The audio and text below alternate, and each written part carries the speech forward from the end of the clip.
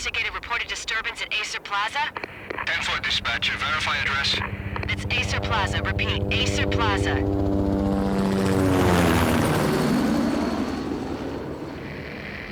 Shots fired on the rooftop. An assault in progress at Acer Plaza. Repeat, an assault in progress.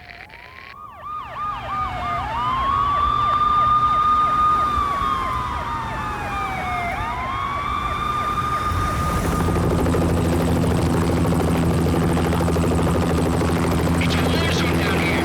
1085 dispatcher. Need additional units. Additional units now.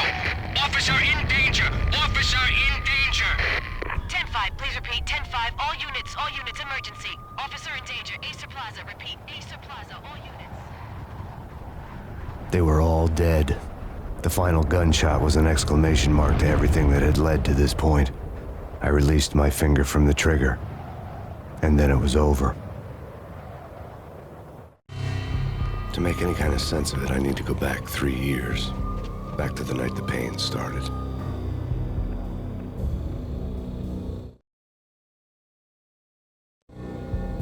I was still on the force back then. NYPD, Manhattan, Midtown North Precinct, Hell's Kitchen. So when are you coming to work for me, Detective Payne?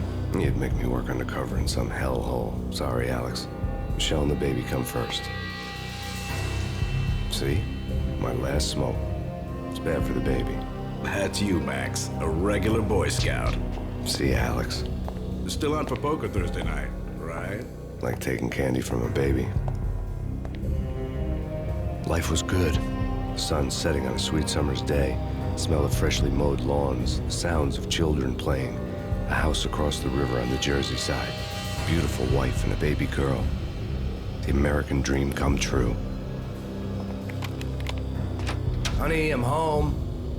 But dreams have a nasty habit of going bad when you're not looking. The sun went down with practiced bravado. Twilight crawled across the sky, laden with foreboding.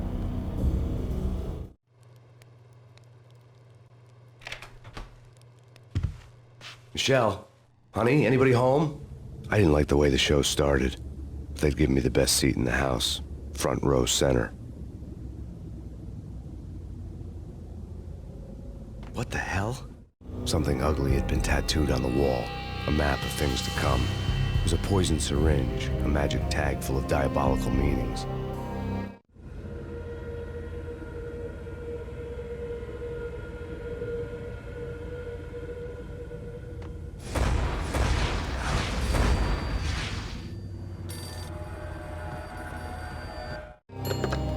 Listen, someone's broken into my house. Call 911. Is this the Payne residence? Yes, someone's broken into my house. They're still here. You have to... Good.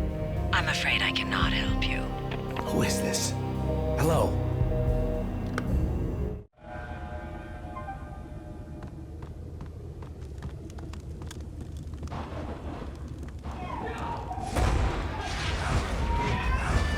Michelle!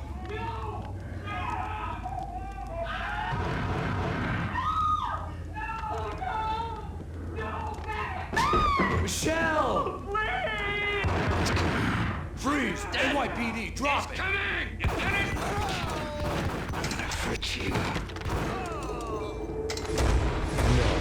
No, please, God, no.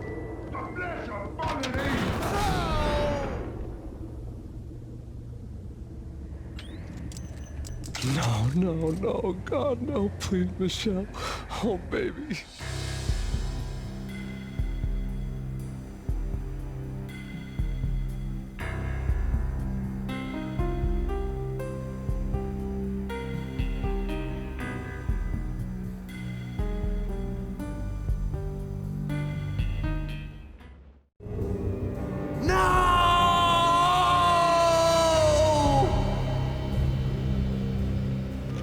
That was 3 years ago.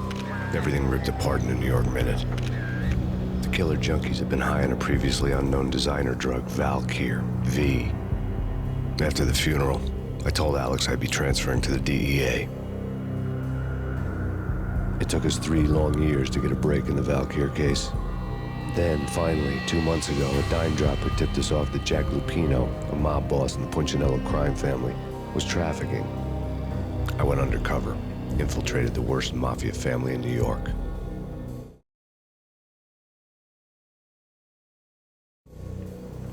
I came in from the cold and the dark. Outside the city was a cruel monster. I've been slowly working my way from the small time to the big fish, trying to get to the source of the drug. Alex and BB were my only contacts in the DEA, the only ones in this decrepit city who knew I was down here. BB here. Something urgent has come up with Jack Lapino. You need to meet with Alex immediately at the Roscoe Street station. I hadn't had a face-to-face with Alex since I'd gone undercover.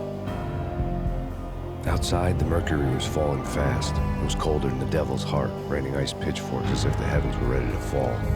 Everyone was running for shelter like there was no tomorrow. It didn't get any better when I got to the subway.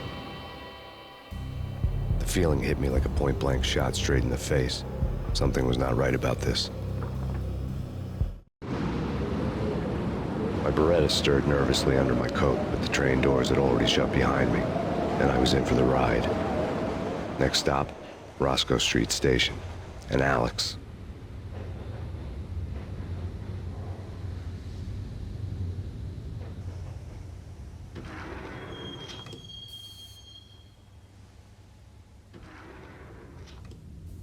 The station was drenched in gloom. Alex was a ghost, nowhere to be seen. I'd have to look for him.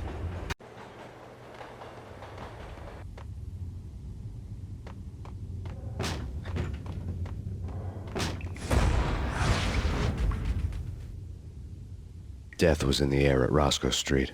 I'd have to find Alex fast.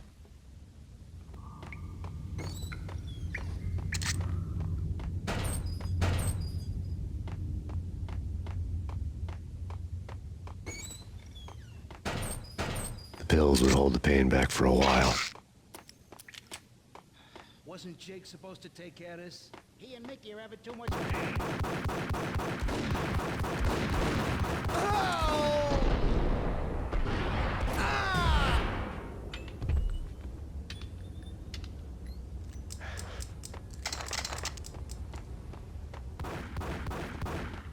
Yeah, yo!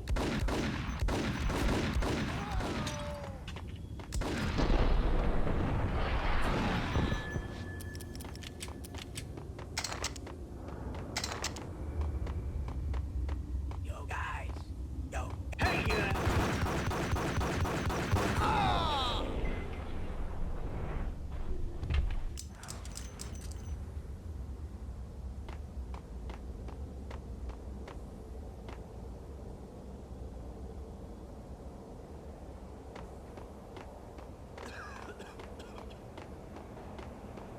Halt!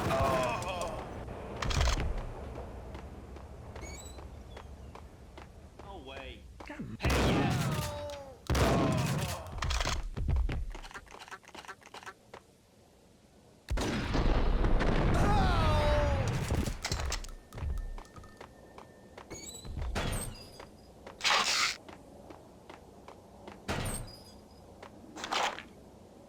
While looking for Alex, I had ended up in the middle of a big-time crime operation. hitting Roscoe Bank.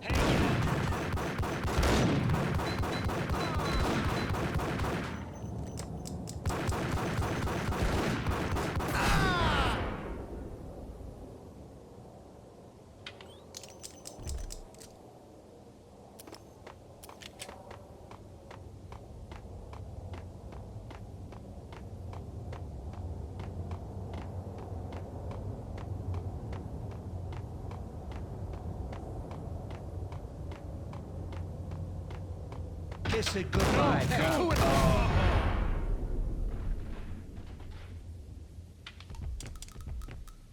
You saved me, man. What's going on here? A massacre. These armed thugs appeared from nowhere. We need to get help. I can make the call from the control room 1 floor up. Can you take me there? Sure, sounds good. Follow me.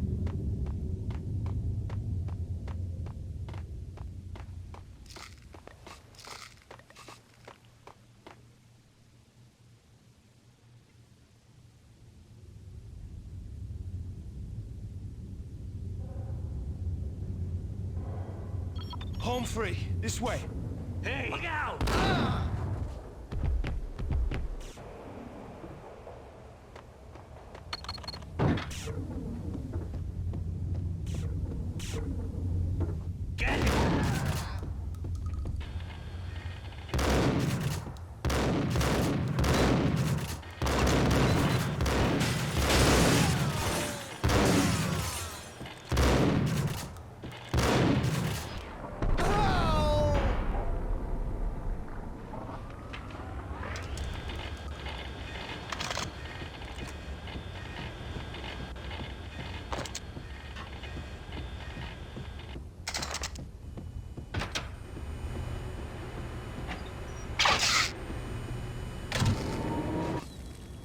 The train lit up like a Christmas tree. The power was back on.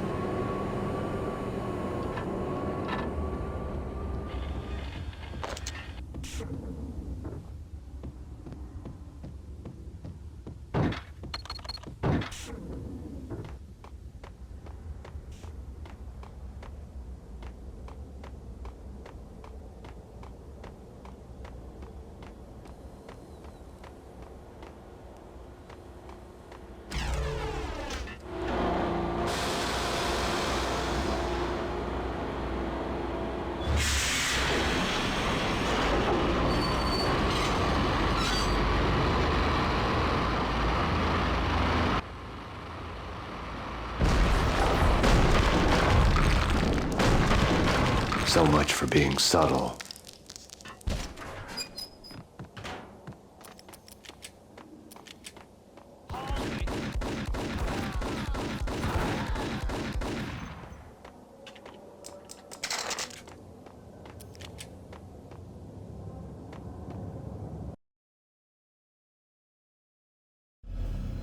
The rusty door led to an abandoned part of the station, closed off since the early 40s. Something big was going down in Roscoe Street. Maybe that's why Alex had wanted to meet me here. Maybe not. One way or the other, I was gonna find out.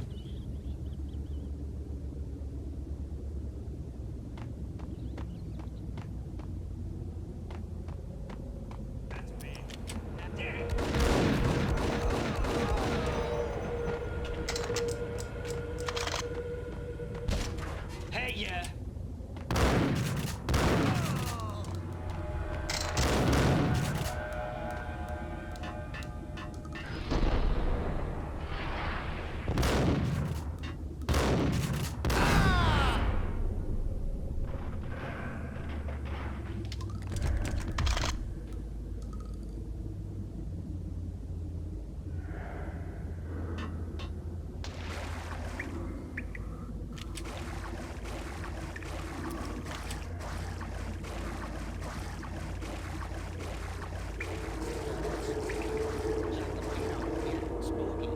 But also, it's like the failure count is rising. I wouldn't joke.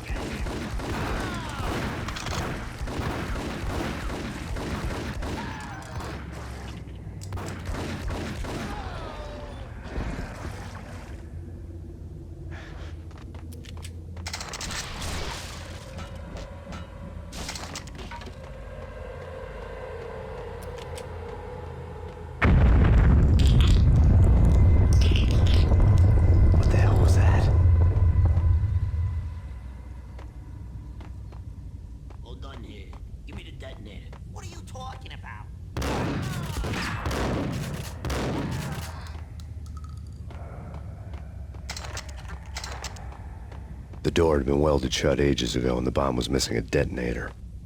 What the?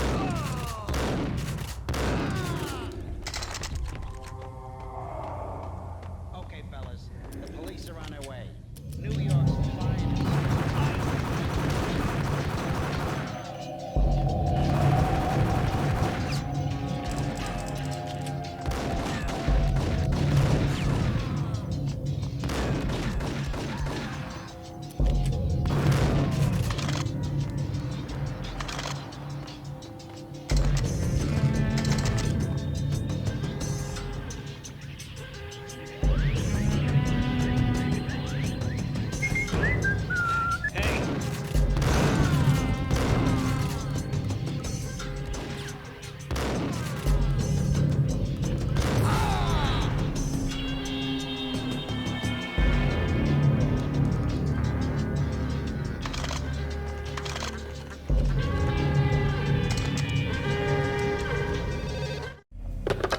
We come to you now live from the crime scene.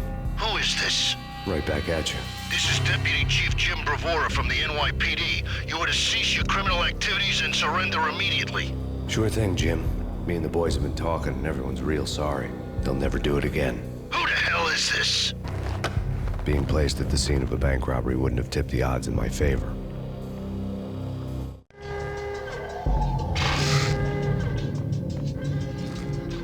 The bank robber's score lay on the table. The bank robbers have been after Acer Corporation bonds. The Acer success story had recently been on every channel and on the cover of every magazine.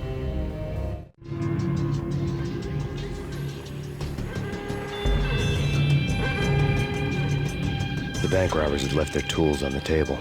Judging by the detonators, the crooks had bought enough explosives to send Lady Liberty into orbit.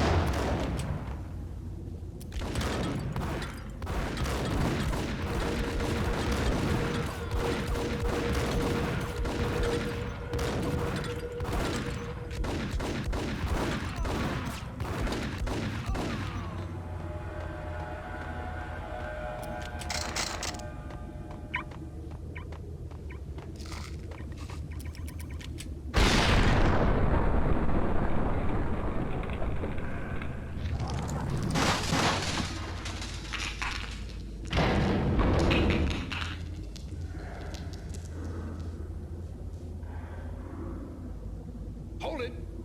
Max, Jesus, you almost gave me a heart attack. I nearly shot you. Alex, am I glad to see you? What the hell's going on? There are more corpses here than at the city morgue. It's an armed robbery. A tunnel job straight to the Roscoe bank vault through the old station. Is this why? This is Lupino's gig? This is Lupino's doing? Lupino's men? Really? You sure that'll take a place? No, it's locked. We gotta get out of here. If it's Lupino, it's...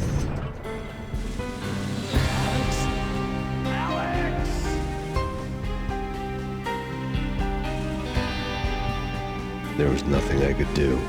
He was dead. I could tell by the empty, accusing stare of his eyes.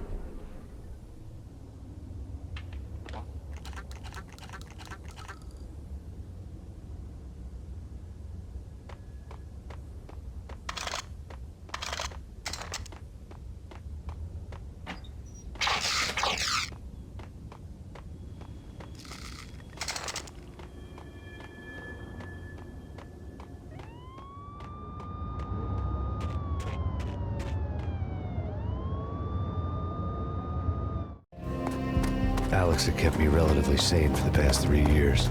Now I didn't know how I felt. Somehow he had stumbled upon something big and ended up stepping on Jack Lupino's toes.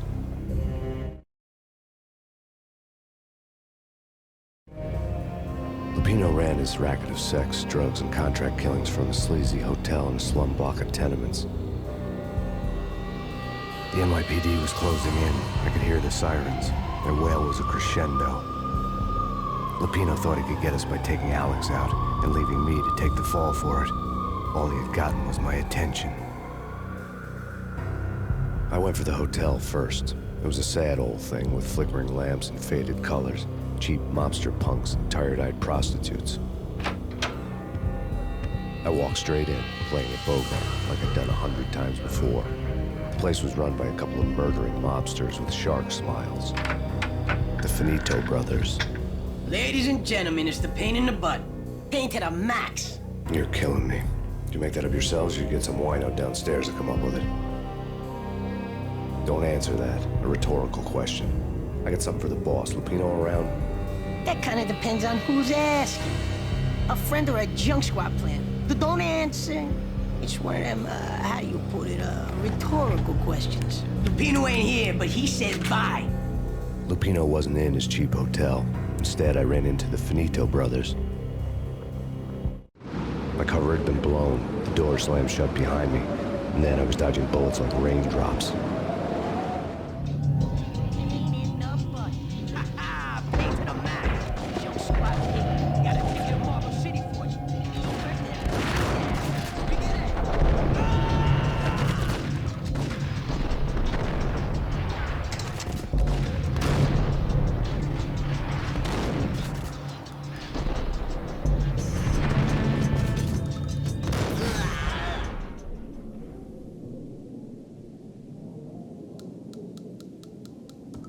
A letter on the desk caught my eye.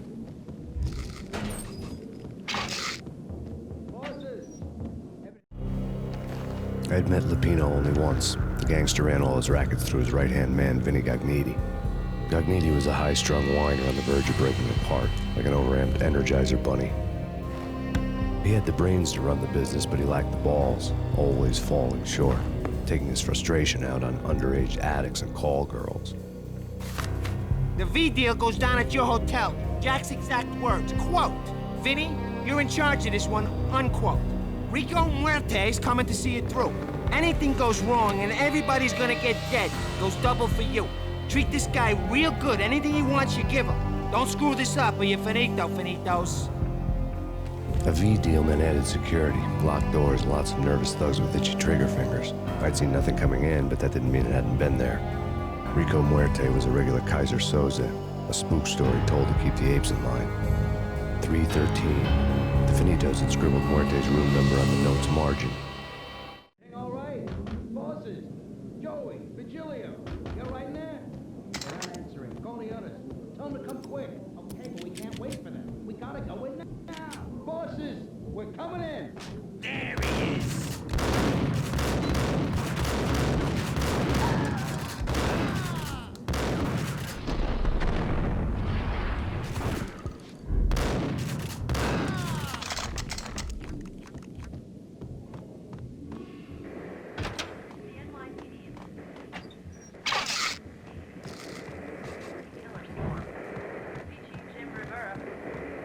In his press conference today, the mayor stated that Valkyr represents a clear danger to New York and called for drastic actions to eliminate the problem.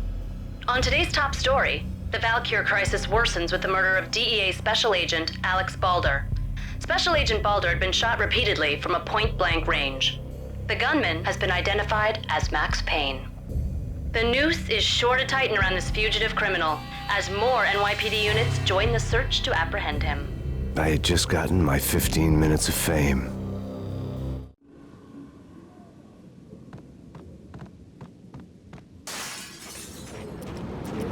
Yeah, something's wrong with the bosses. Payne's there. What the?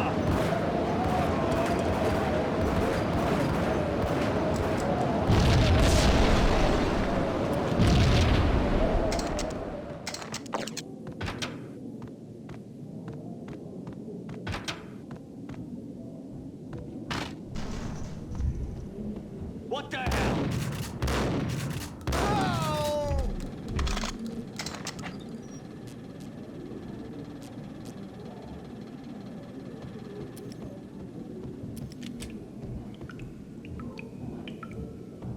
Previously on Lords and Ladies. Lady Amelia, Auntie Valentine asks for an audience. My lady. My lord? And now, an all-new episode of Lords and Ladies, brought to you in part by Acer Corporation.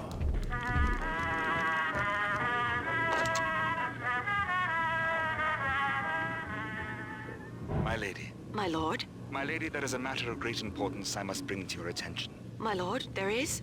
Indeed, my lady, there is indeed. From the very first moment we met, upon that distant forest path, there has been sunlight in the autumn leaves blazing like the colors of your hair.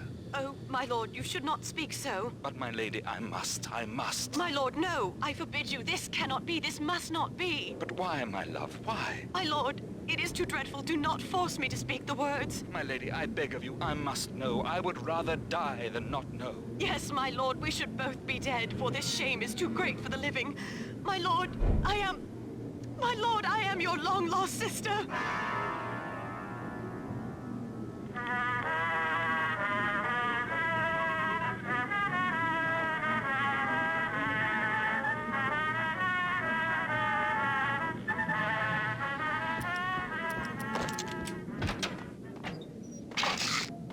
V-head junkies could go off without a warning.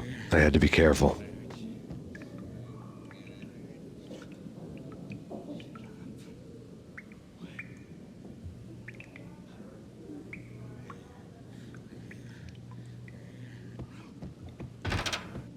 There he is! Got him down!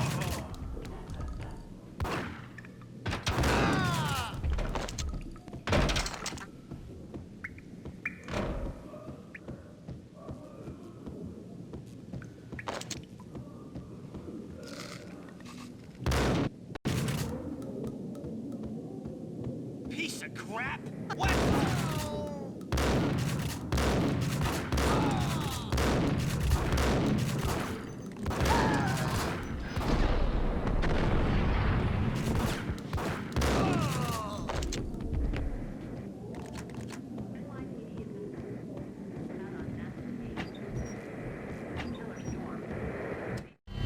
Tonight, the city's fight against the nightmare drug Valkyr took a turn for the worse, as DEA Special Agent Alex Balder was found brutally slain at the Roscoe Street subway station. A suspect was seen leaving the site only moments after the shots had been fired, and the NYPD is currently in pursuit of Max Payne, a repeated felon believed to be armed and extremely dangerous. And now the weather. The worst winter storm in recorded history continues to pound.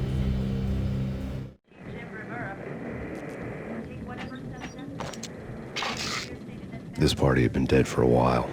I couldn't say I was sorry I'd missed the show.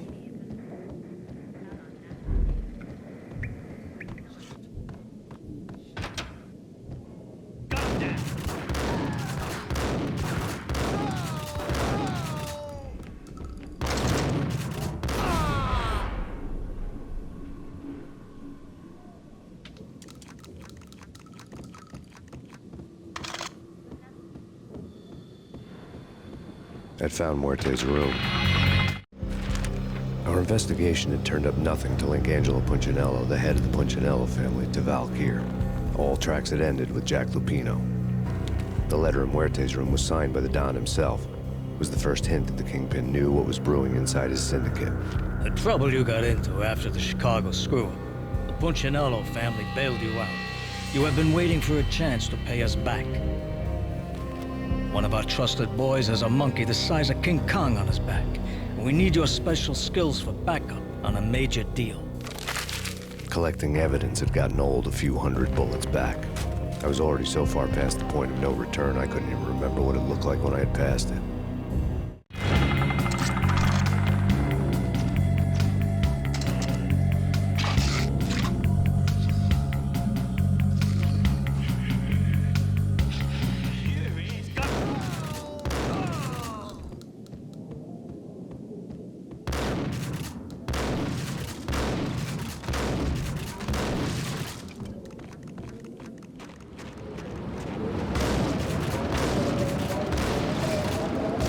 I didn't want to know what had happened here.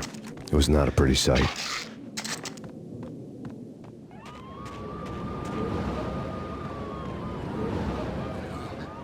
No!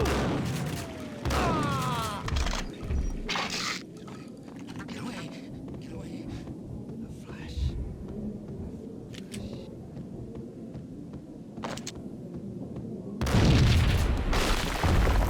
What the? No!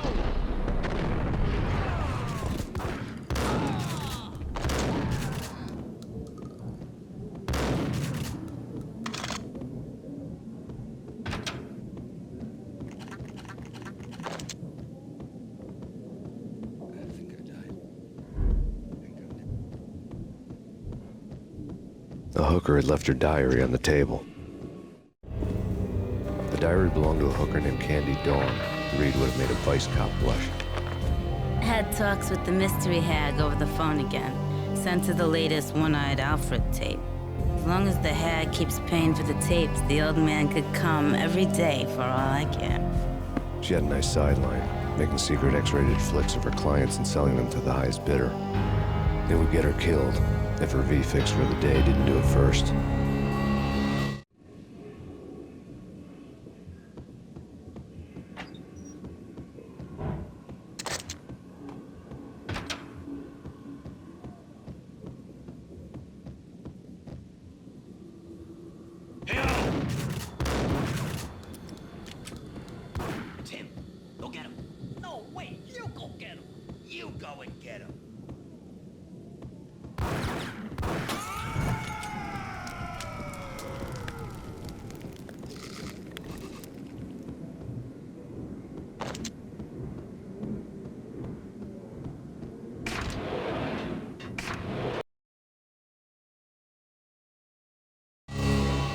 The old service elevator rumbled down to the bowels of Jack Lupino's hotel.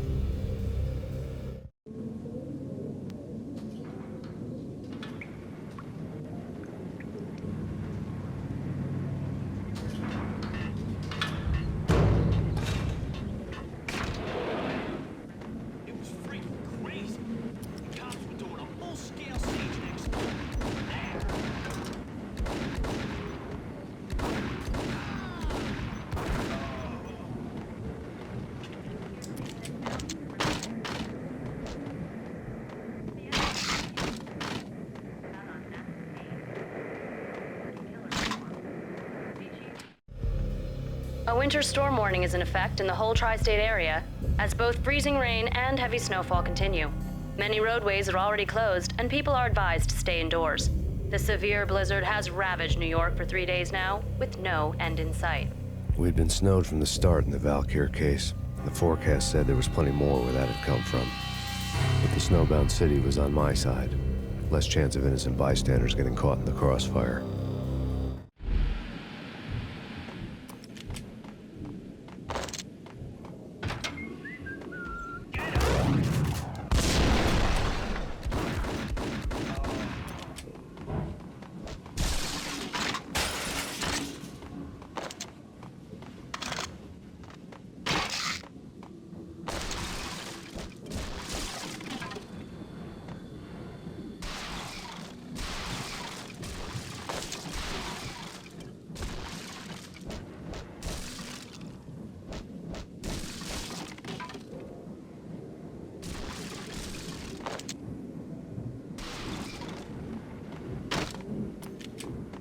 What the hell? Exhibit number 1, a newspaper. A dead man tied to a chair lay on the boiler room floor. Captain Baseball Bat Boy has an unbeatable track record in superhero death matches. But a 6-pack of root beer gets me every time. The murder weapon was a baseball bat, now lying in a pool of drying blood next to a newspaper folded open on a Captain Baseball Bat Boy comic strip.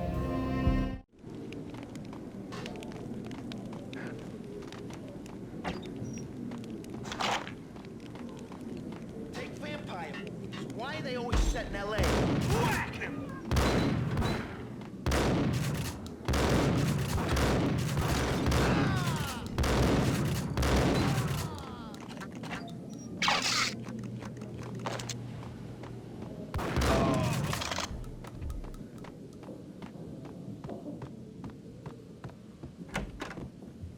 Chill with the guns.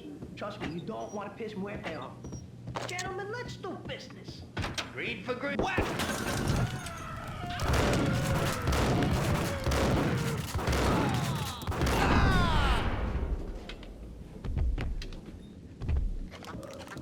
A lifetime ago, this would have gone down as a narcotics arrest. It was dirty money. The transparent cylinders glowed green, full of Valkyr.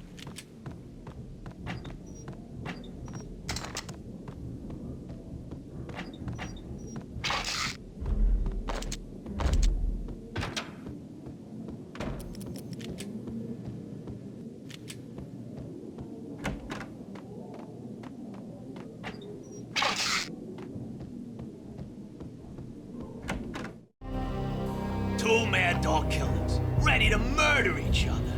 They step into the next room, and I'm thinking, now they're gonna do it. But no. They sit down in front of a TV and solve their differences with the Kung Fu fighting video game. I tell you, kid, I was so depressed, I strangled them both with the video game cables. Oh, Rico, you're so bad. I am, ain't I? Rico Muerte, big-time hustler. Who the hell? It's that cop. Muerte went for his gun. Do something. There he is.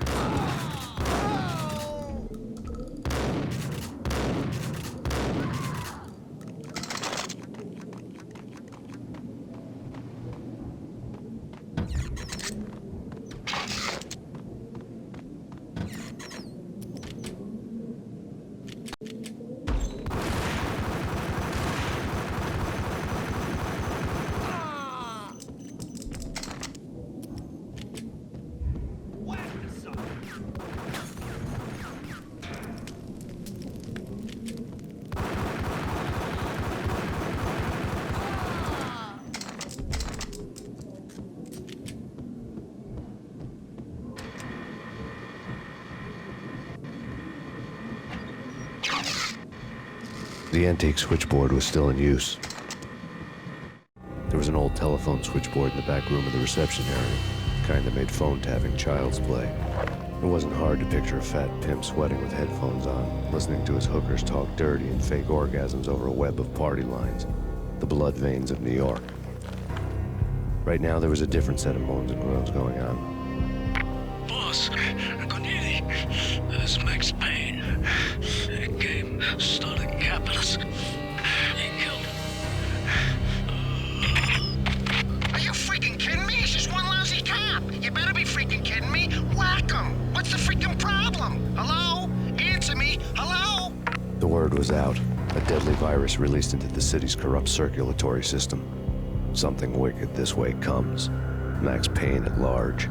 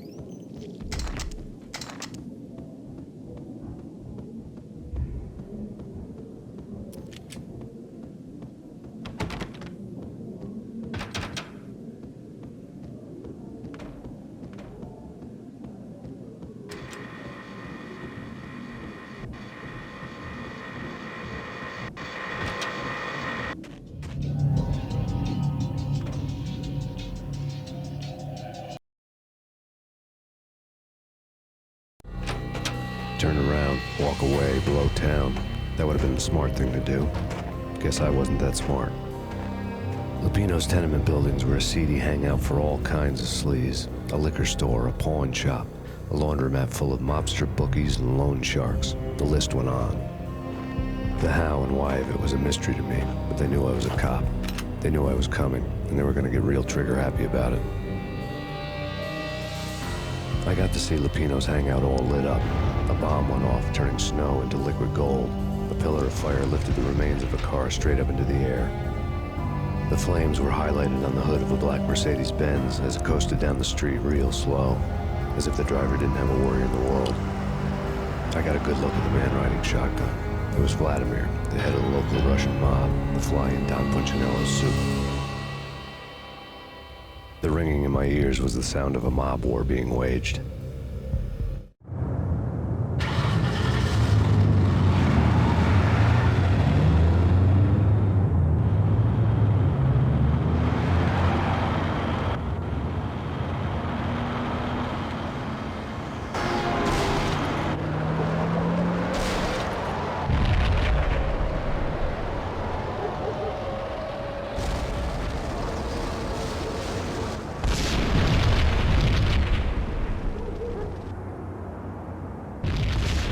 Another bomb exploded inside the closest slum building. It was a lucky break. The goons inside were spooked, but luck always came with a price tag. More bombs could still be ticking inside, and the cops would already be on their way. Jack Lupino's suite was on the top floor. At least it used to be, before the explosive makeover.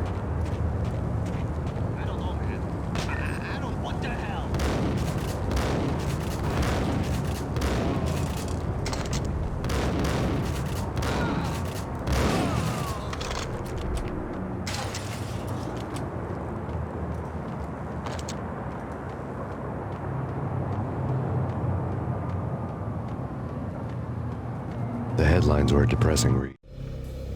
The headlines were screaming bloody murder. The storm was a screaming duet with the approaching prowl car sirens.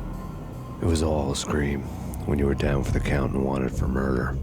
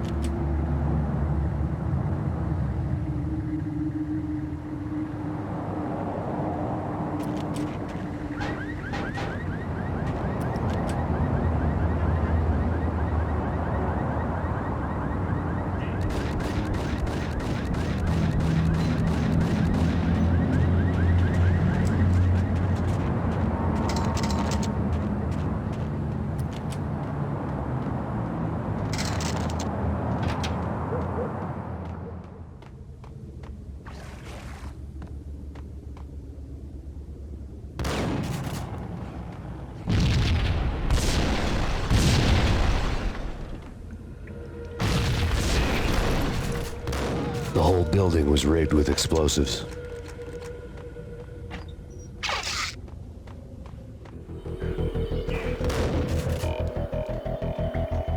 Hold it!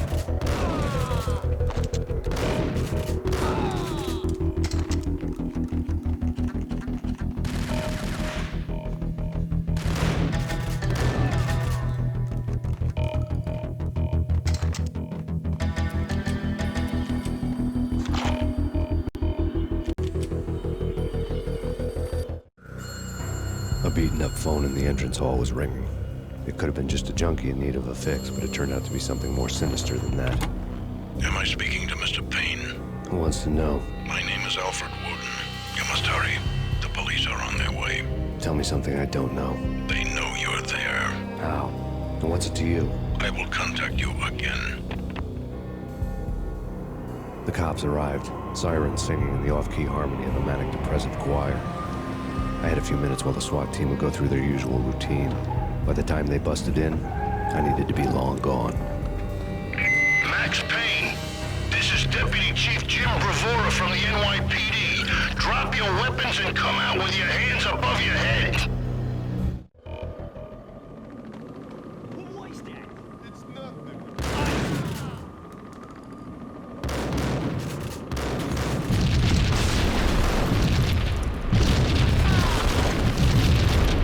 Someone had left a letter and a key on the shelf. Suddenly it all made sense. The bombs, the Russian mob boss making an appearance in person. Gagniti was his usual self. All talk and no walk. After our hit, the Russian has only a couple of guns left, and they can be bought. There's no freaking way he has the guts to try anything after that. As it turned out, the Russian had plenty of guts. One thing he could count on, you push a man too far and sooner or later he'd start pushing back. Max Payne, this is your final warning. Surrender.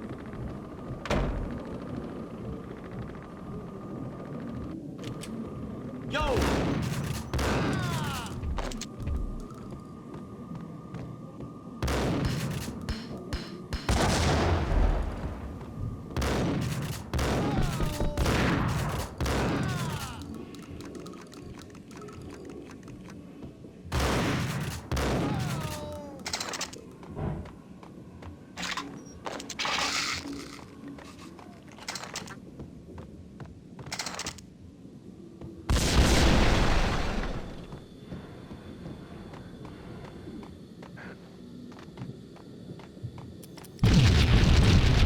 Got him dead.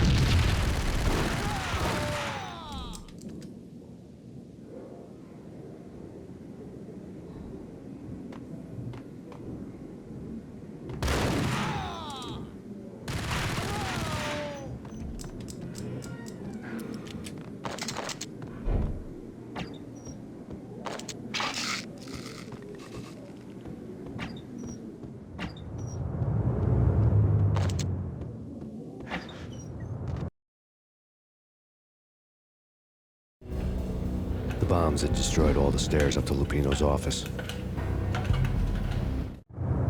The alternate route led there by way of adjoining rooftops.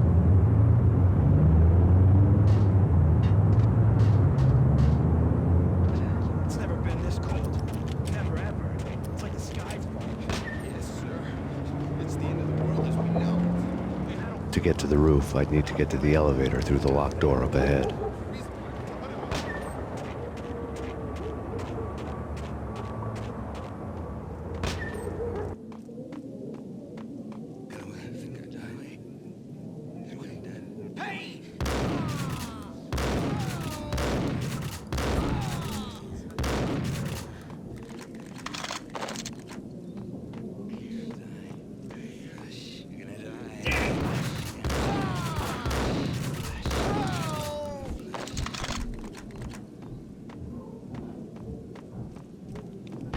No, don't shoot.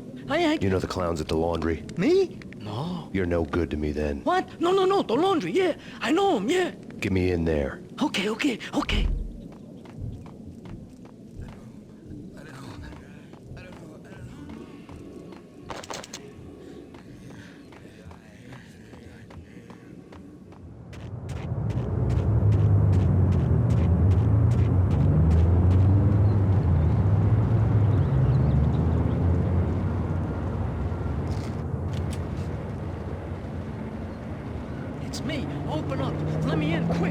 not so fast.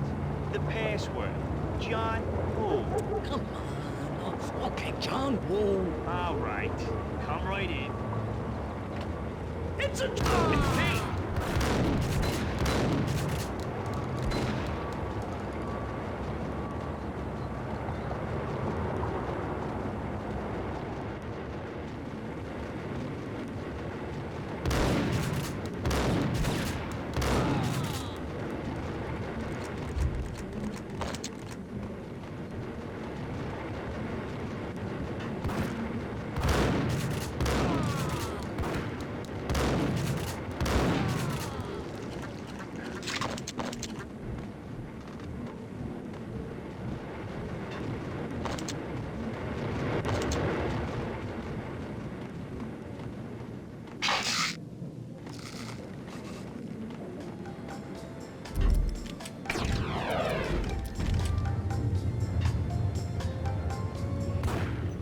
Thank you.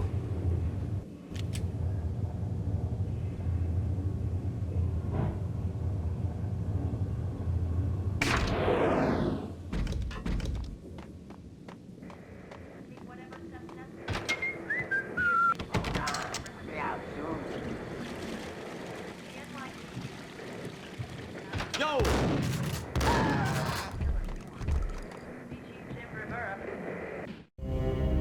New York City is in crisis tonight, with reports of Valkyr-related gang war in the streets of the Bronx. Apparently, Max Payne, wanted for questioning in connection with the slaying of a DEA special agent earlier tonight, is waging a one-man war against his former partners in crime. Among the list of casualties so far are notorious mafia members Joey and Virgilio Finito, as well as Rico Muerte, himself a fugitive from the law, and a suspect for several murders in the Chicago area. The NYPD has been placed on full alert. A citywide APB has been put out on Max Payne. Deputy Chief Jim Rivera has promised to take whatever steps necessary to bring him to justice. What those steps may be remains to be seen.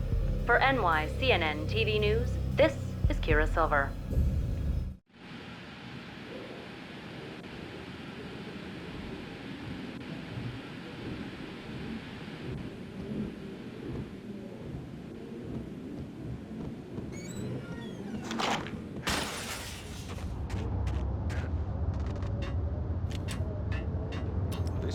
What the hell? Whack him! That's the last place I'd want to end up. But that's where I always end up anyway. Only, it's not me talking to them.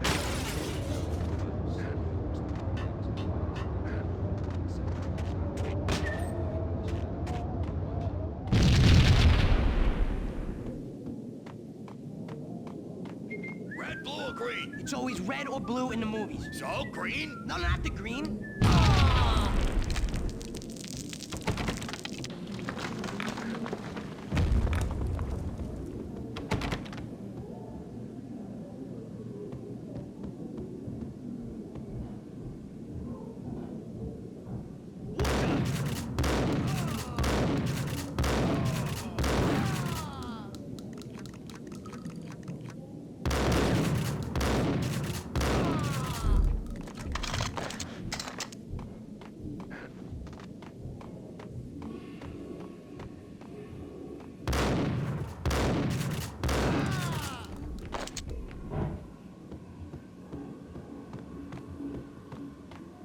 What the hell are you standing around here for? They're bombing us. What are you doing? You're doing nothing. What are you doing? This is war. Freaking war.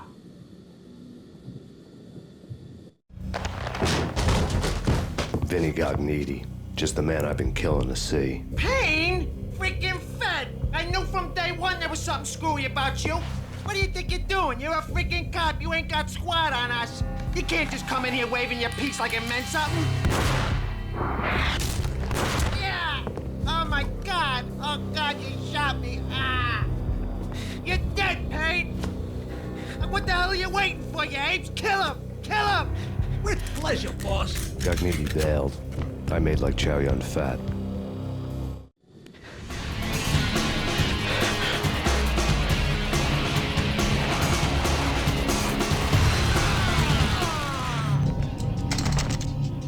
A crumpled letter.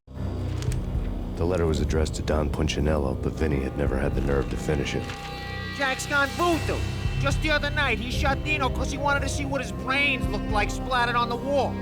He's a freaking mad dog. We're running out of men and business fast. Gognitti had been living in mortal fear of his boss. Jack Lupino was a psycho. It lay on Gognitti's desk.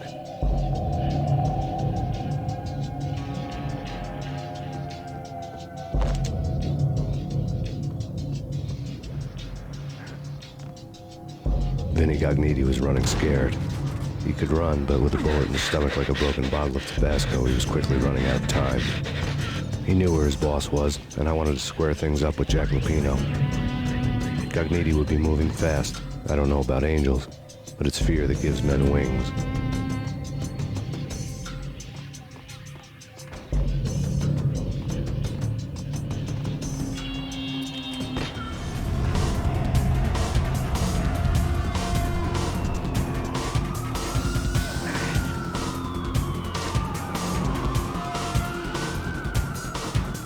Gognitti hitched a ride.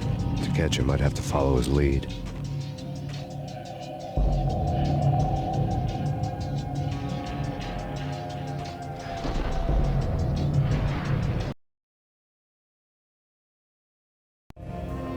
This was my second train ride of the night. The way it started didn't promise anything better than the last one.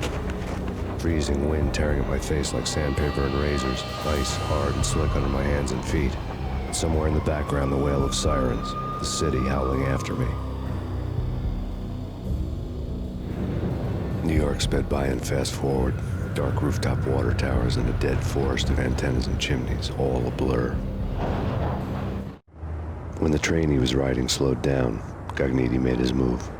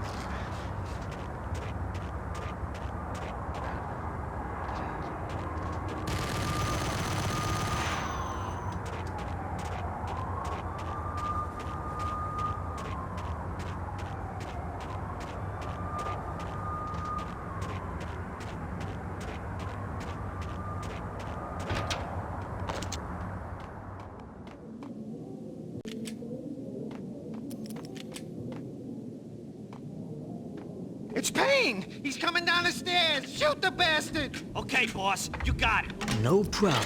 All right.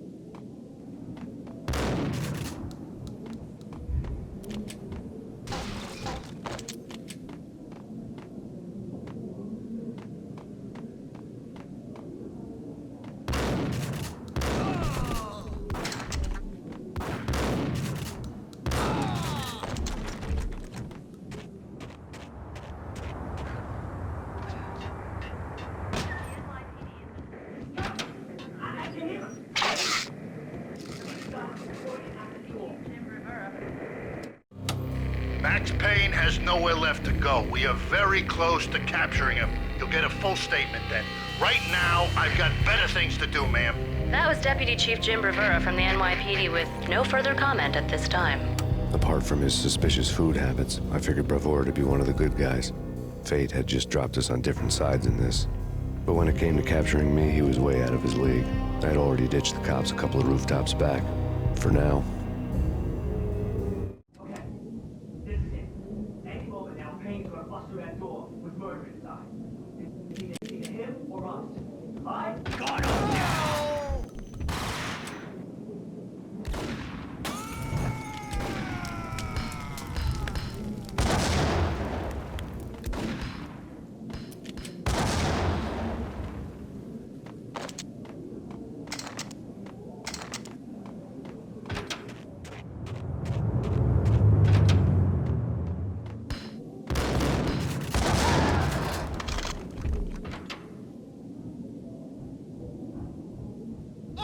God damn it! Payne! I'll kill you, you lousy freaking cop!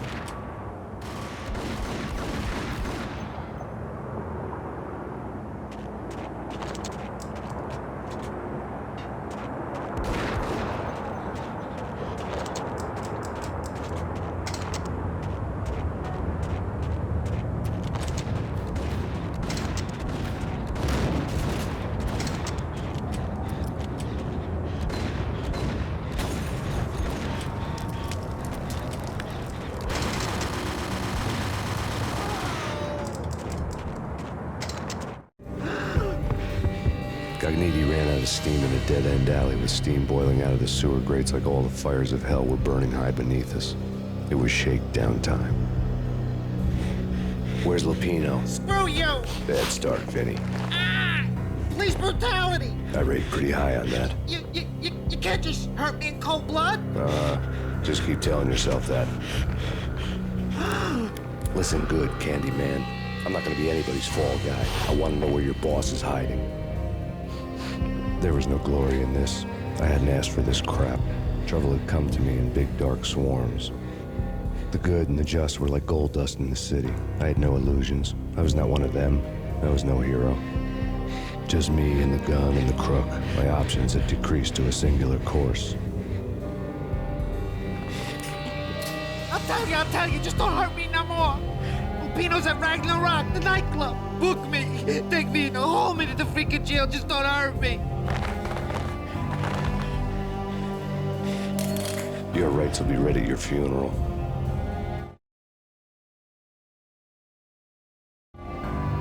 Ragnarok was Lupino's private nightclub, a den of drugs built into an old theater. I knew what waited inside. P-head junkies ready to explode in random acts of senseless violence. And Lupino's goon squad, the worst stone-cold killers this side of hell. Ragnarok was as inviting as a headache, flickering and flashing to a machine gun beat.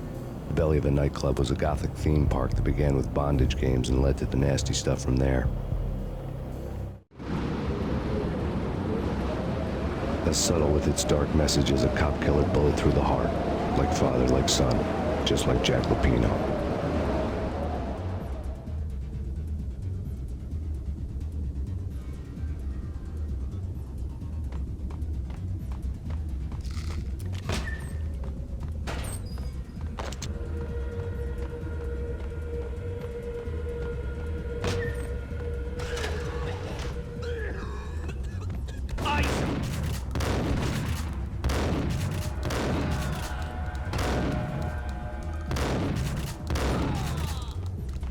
The book had never been a bestseller.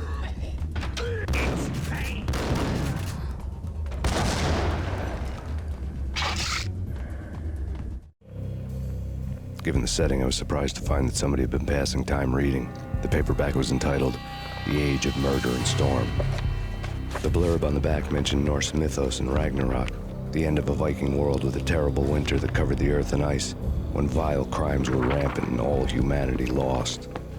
I could see how somebody impressionable might get it into their head that we were at the end of time. I was also beginning to see what the nightclub and its owner were all about.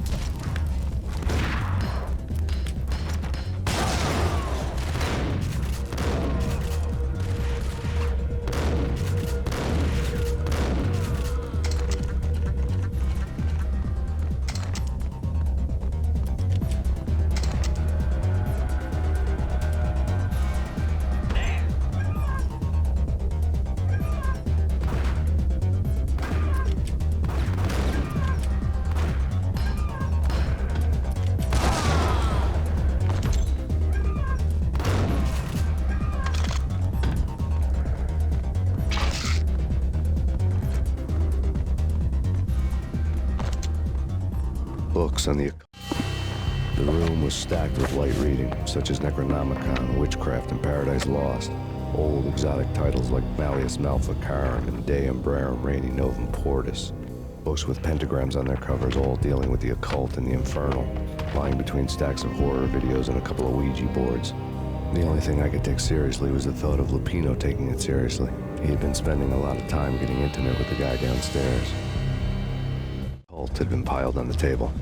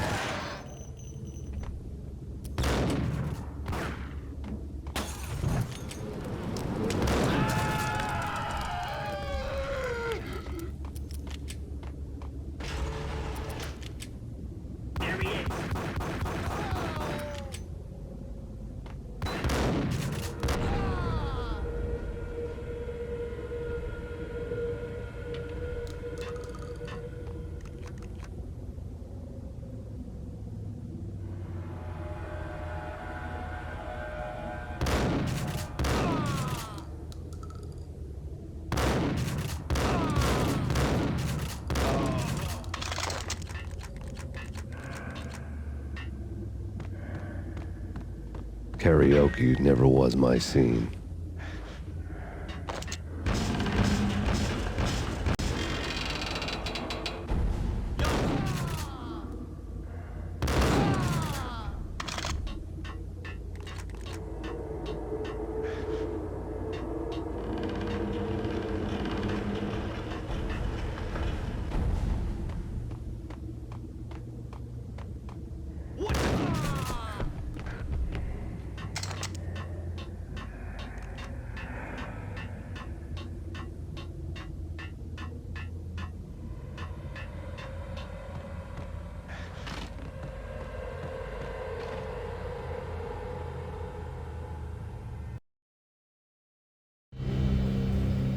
The backstage area led to Lupino's inner sanctum.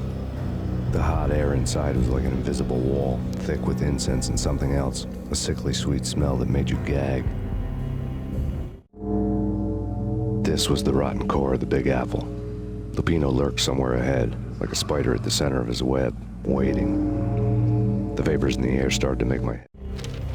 Punchinello had threatened Lupino in writing. The note had been torn to pieces, bloody fingerprints all over them. Don't want you to think that one of my boys is not playing with a full deck. Shape up, Jack. We are running a business here. I'd hate to send the trio to strong-arm you. The trio were the Don's notorious henchmen. It was obvious that Lupino hadn't been intimidated by the threat. Swim. Torn pieces of a lead. Lupino's notes covered the... Jack Lupino was crazy, all right. The table was scattered with notes of demented arcane nonsense written in rusty blood. A mishmash list of demons, devils, and dark gods evoked.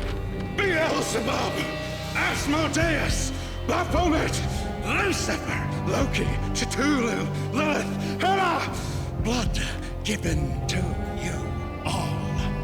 He was after that old Faustian deal, your soul for power and fortune. Just signing the dotted line with your blood. Table.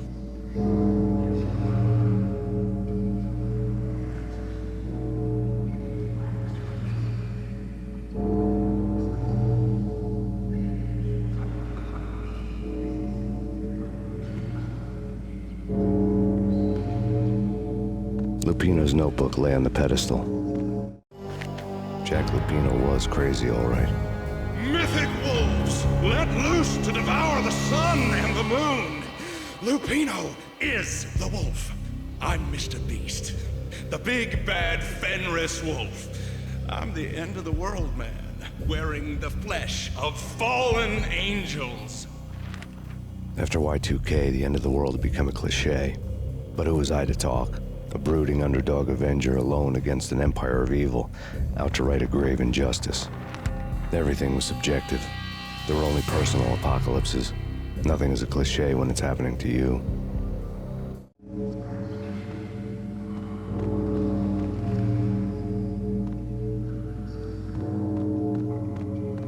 The flesh of fallen angels, come to me all. Astaroth, Beelzebub, Asmodeus, Baphomet, Lucifer, Loki, Satan, Cthulhu, Lilith, Hera, blood to you all. Secret, living under the skin of reality. I've seen it, the corruption of flesh.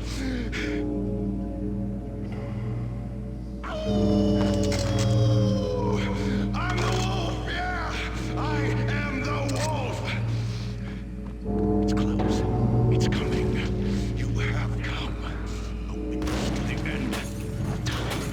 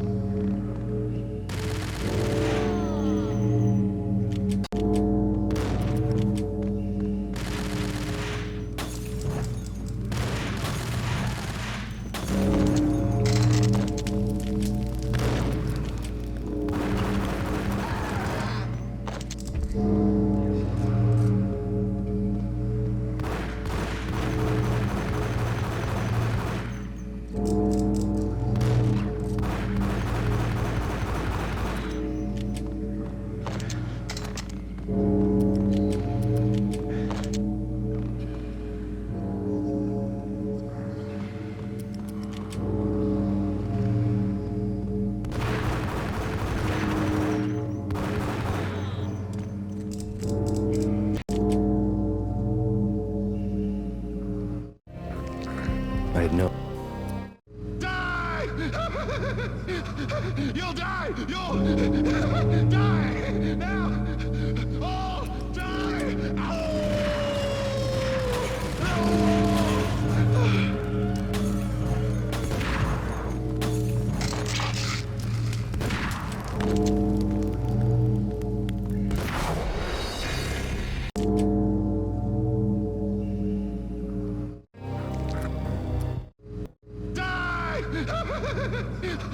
You'll die! You'll die! Now!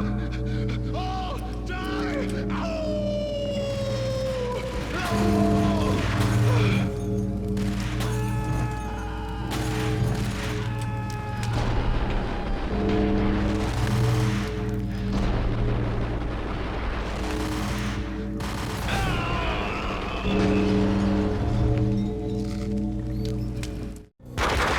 When Lupino finally went down, I wanted to make real sure he'd stay that way. V was a bad monster. Turned them into friggin' zombie demons from outer space. I think he's dead already. Huh? And that's when it happened. But dead or not, you've got the wrong guy. In stepped this knockout femme fatale holding a gun to my face. I returned the favor. Lisa Punchinello. Lisa Punchinello was the Don's wife. Mona Sachs. Lisa's evil twin. Your safety's off, evil twin. You might hurt someone with that gun of yours. Lisa's the damsel in distress. I'm the professional. I'd blow you away without batting an eye. Sure, and you can check out my credentials splattered all over this joint. Jack couldn't have framed you. Not the state he was in. We're after the same slime bag. Angelo Punchinello's the one who murdered your friend and framed you with it. You know this for a fact? I've got my sources. I don't have a clue these days. I just shoot them as they come. Who put a contract on the Archfiend? This one's mine. I hate the guts of that sadistic wife-beater. Why not pool our bullets for this one? I thought you'd never ask. My finger was starting to twitch. How do you like your whiskey? I'm easy, as long as you don't try to slip me a Mickey. You're a real angel, Max. It was good stuff. Tasted sweet as honey going down. Nothing personal. Can't risk you going berserk and getting Lisa killed.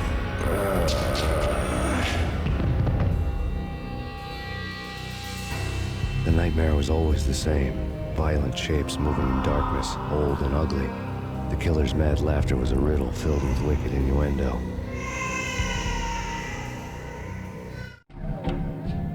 Somewhere, the baby was crying.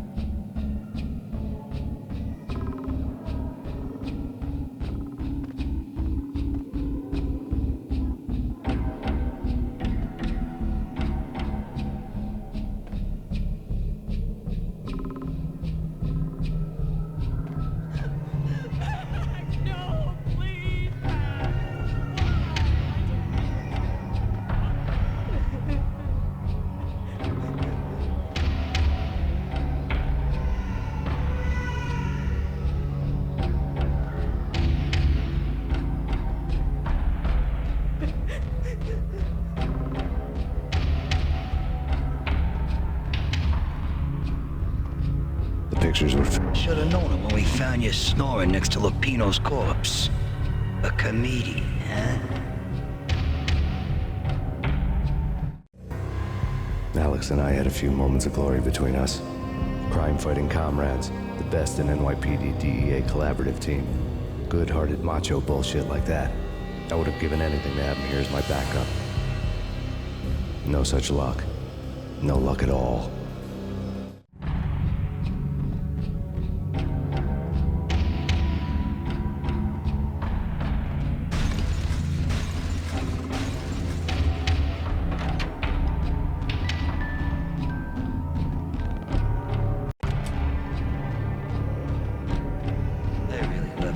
Cartoons. Captain Baseball Bat Boy's my favorite.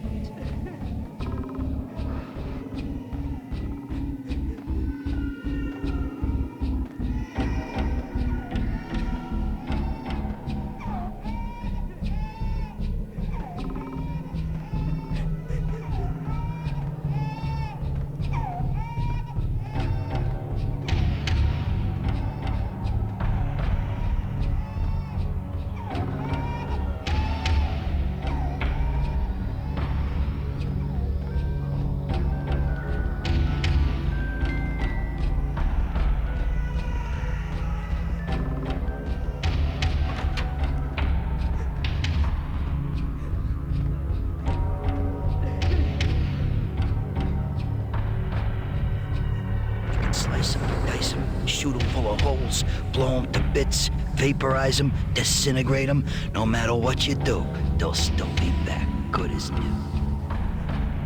Michelle's diary lay on the table. Max, no, please, Max.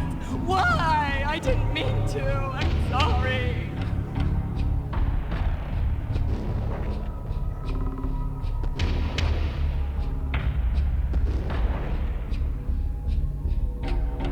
Murderer! You killed her!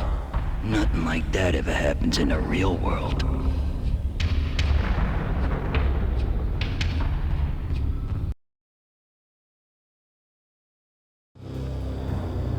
I woke up in a bad dream. My head felt 2 sizes too small for my brain. Max Payne, I envy your name. And the killer was smiling. Pleased to meet you. I'm Frankie the Bat Niagara. Niagara, as in you cry a lot?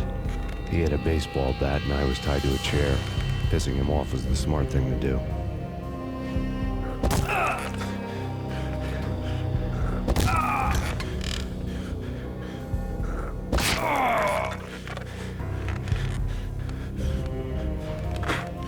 Nothing wrong with a little laugh now and then. Take me, for example. I love to watch cartoons. Cartoon violence is a fascinating thing. Let's take a break. I need to take a leak and maybe grab a cold one at the bar. Don't worry. I'll be back to finish this off. And then, it's checkout time. You play, you pay, you bastard. He swaggered out, and the door clanged shut behind him, locks clicking into place. Everyone makes mistakes.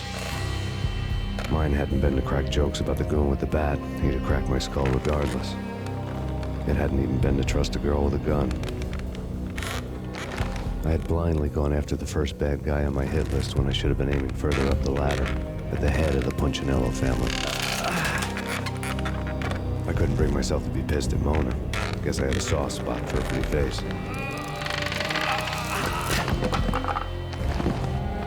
But when somebody decides to play baseball with your head, you tend to get sore.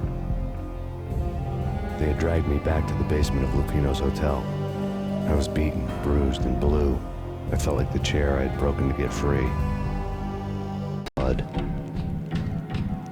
Without a gun, I'd be no match for Frankie's men. I'd have to play hide and seek with them.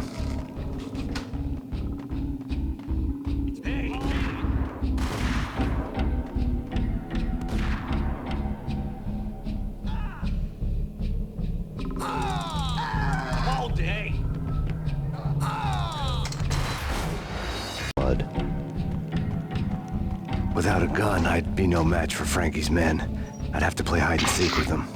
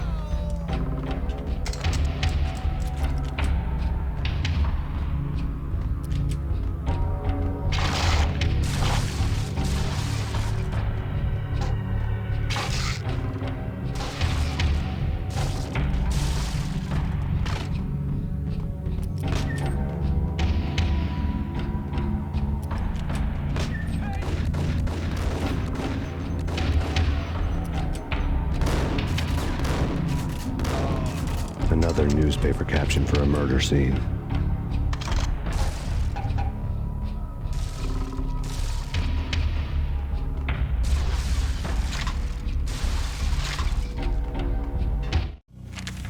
Frankie had left his calling card, a Captain Baseball Bat Boy strip, next to a sewer passage filled with bodies. You'd better not mess with Captain Baseball Bat Boy. Even my arch enemy, Bicycle Helmet Girl, swoons at the sight of me. Aha! There were enough corpses to put a mass murderer to shame.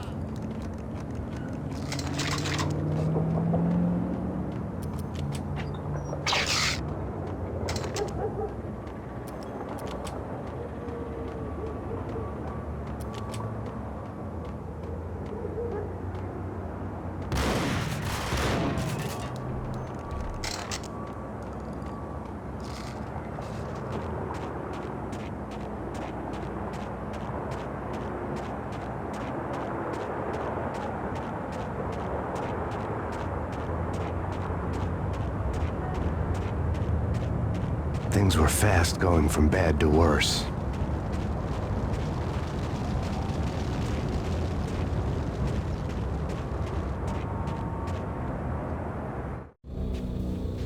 The men in blue had come and gone. They had decorated the place with chalk outlines and tied it together with yellow tape. The cops who had stayed behind were dead. Frankie, his boys, and I had the place all for ourselves.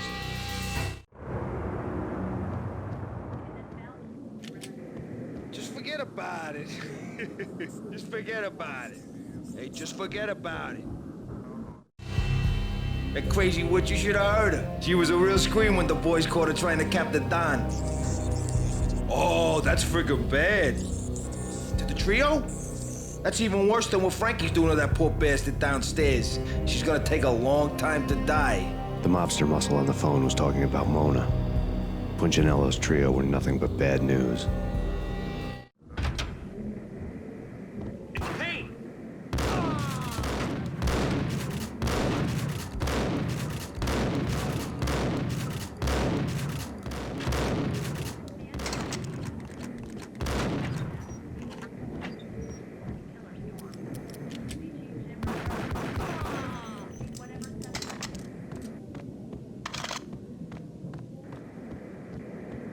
More evidence that Punchinello... The fact remains that all the victims so far identified in the Ragna shooting have been known criminals, many of whom had large doses of V in their blood. Reliable sources say that Max Payne was also among those killed, although no body has been recovered at this time. Reliable sources. That meant somebody thought the Mafia had me, didn't want the cops snooping around anymore. The body would be delivered to them barely recognizable. Case closed. Don Punchinello had the power to be that reliable source, which was no news, but his news was old news. Framing me hadn't been enough. Don Punchinello had put a hit on me. He wanted me dead, and it had been important enough for him to give written instructions to Frankie about it. Max Payne should die like a dog for the trouble he's caused. Frankie, I know I can trust you to give this matter the dedication it needs. He didn't like me much.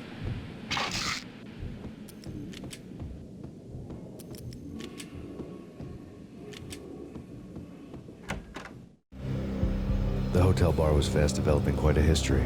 True to his words, Frankie was there, having a beer. Jesus Christ. How the hell did you get loose? Got bored waiting. Thought, what the hell, we could just as well finish this here.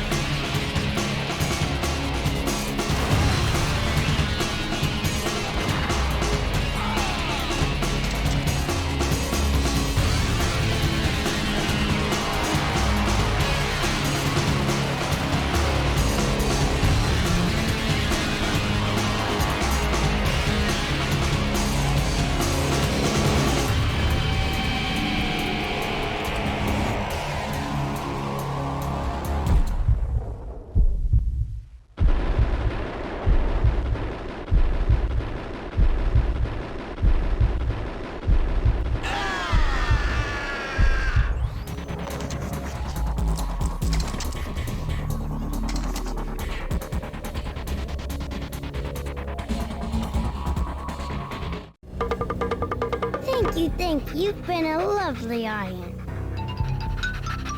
Had enough? I don't play with girls anyway. Unfair! I spotted the tail as soon as I left the hotel. A big black Mercedes. I had seen the car before. That time it had heralded impressive explosions. Vladimir was back. Bang. You're dead, Max Payne. I might have laughed if I remembered how.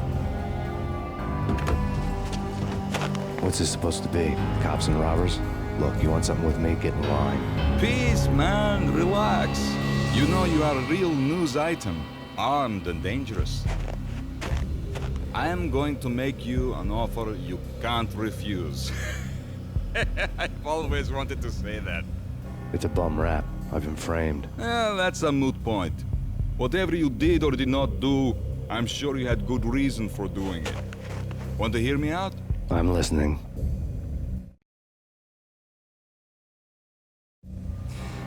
Punchinello messing with V is bad for business all around. But that's not all. There is this guy, Boris Dime, used to pull jobs for me. He's the captain of the cargo ship Charon. Now the bastard turncoat has gone over to the other side, Punchinello's. The ship's loaded with high-res hardware, guns, my business. If Punchinello gets hold of that cargo, he's won and I have lost. And you'll have your work cut out for you. If you want to get to Punchinello, you'll need heavy-duty persuaders. I am just the man to get them for you. Change the ship back under my flag, maybe pop 2 in the traitor Dime's head while you're at it. You'll get enough guns to start the apocalypse. You in or out? Let's get this show on the road. Vladimir was one of those old-time bad guys with honor and morals, which made him almost one of the good guys. None of us was a saint. The Brooklyn riverfront was a maze of rusty containers, sharp-boned cranes looming up from the snowstorm. On a night like this, you couldn't help but think of the dark army of dead men sleeping with the fishes, cement shoes in line. No Minotaur lurked in this labyrinth, but somewhere out there, on the clanking deck of his gun was waiting, like the ferryman in the river Styx.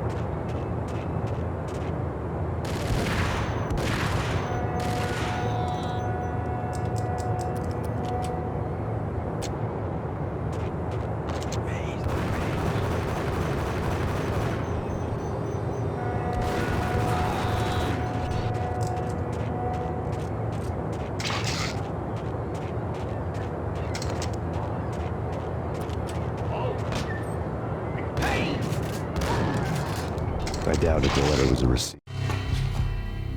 Rico Muerte had come to town to do more than just sort out family troubles. Exhibits number 1, 2, and 3. A briefcase of money, a sniper rifle, and an envelope with one word neatly printed on a folded piece of expensive paper. Mayor.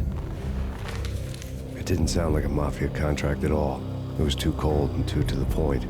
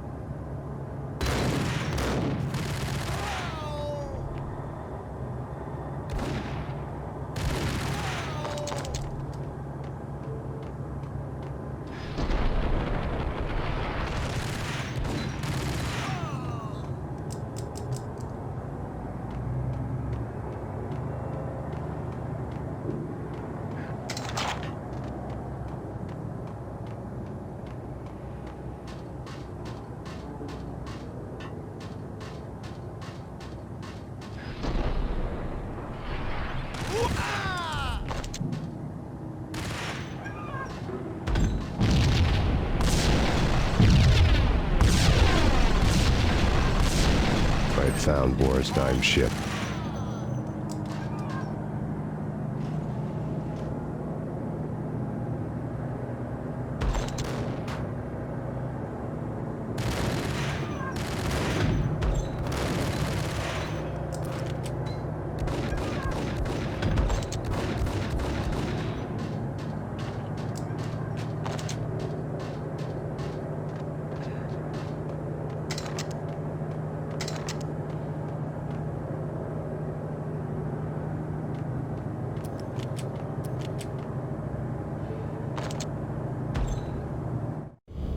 Rust had crept over the sides of the cargo steamer a long time ago. Boris Dime would be on board. I'd have to smoke half of his crew to even get near the gangplank. Guns were probably being kept in the hold, buried amidst the rats and oily water.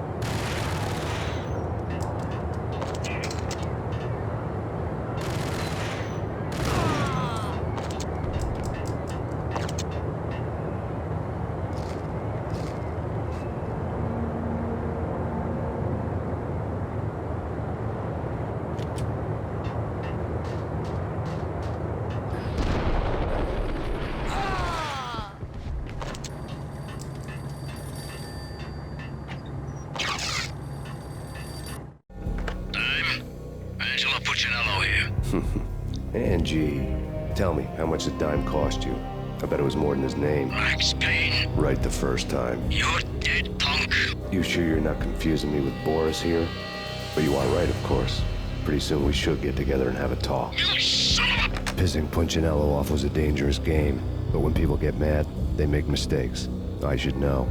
That's where I wanted Punchinello, mad enough to trip over his own feet, preferably into a grave.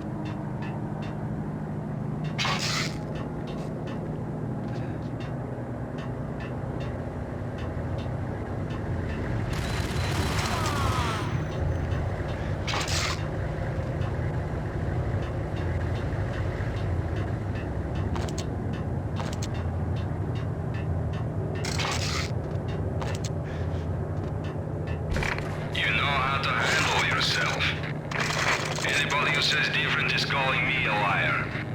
Glad to meet you here. Collect all the guns and ammo you want. Meet me on the bridge afterwards.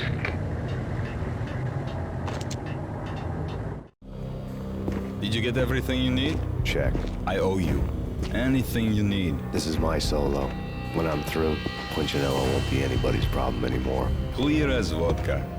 But anytime you get between a rock and a hard place, just whistle. This could be the beginning of a beautiful friendship. You really get a bang out of this big-time gangster act, don't you?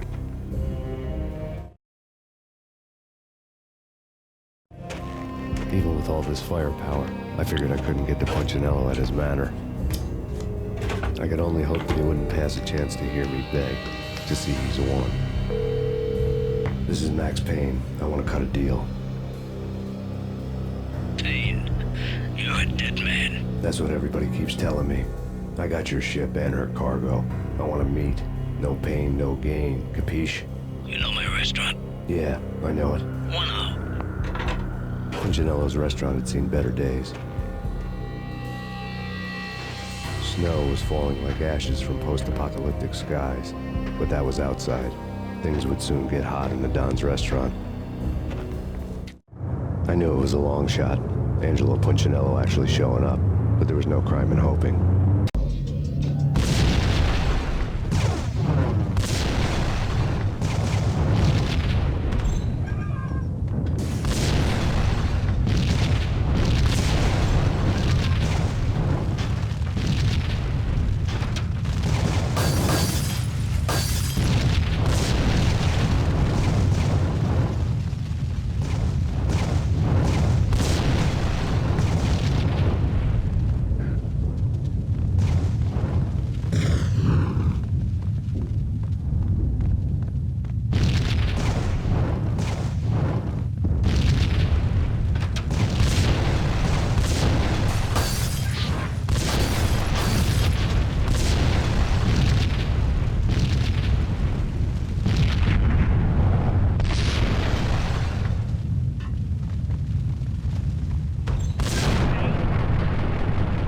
Punchinello was burning to get me.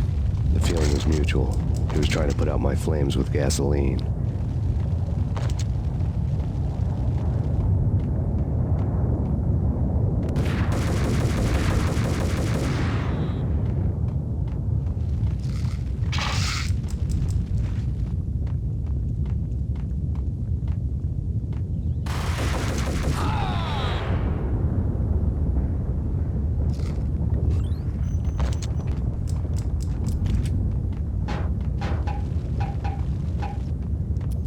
The mobsters have been guarding a real treasure. The way out of this disco inferno.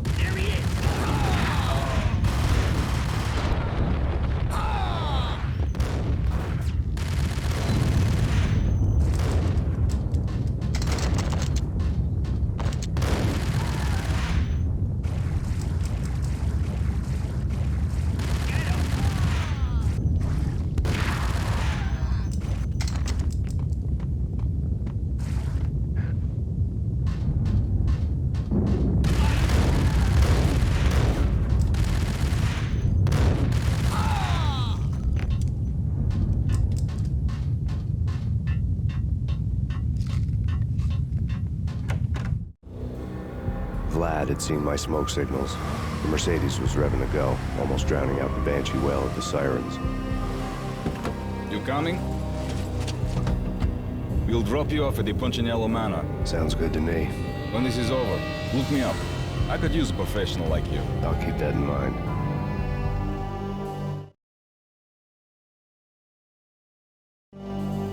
The night groaned with cold. The garden lights flickered nervously. In their light, the falling snow was dead white before the darkness ate it up. I'd heard the stories. The trio were mad dogs. They'd have hung the heads of their enemies over the manor gates if the capo had only let them. Punchinello wanted Payne. They'd see the pain. The trick in my situation was that there was no trick, no matter what the movies tell you. No rules, no secret mantra, no roadmap. It wasn't about how smart or how good you were. It was chaos and luck, and anyone who thought different was a fool. All you could do was to hang on madly, as long and as hard as you could. Someone had graciously left the back door open for me and killed the guards. My money was on Mona. I knew the trio would be standing between me and Punchinello. I had read their rap sheets, thick as phone books. No one would be walking out of here alive. The numbing cold of the broken night had followed me in. Upstairs, the trio tangoed down the manor halls to the silent rhythm of their murderous hearts, the blood of their victims rust on their lips. Vince Mignano, Pilot Providence, a.k.a. Big Brother, and Joe Deadpan Salem. The pistol was a frozen lump in my hand, piercing the skin, gnawing me to the bone.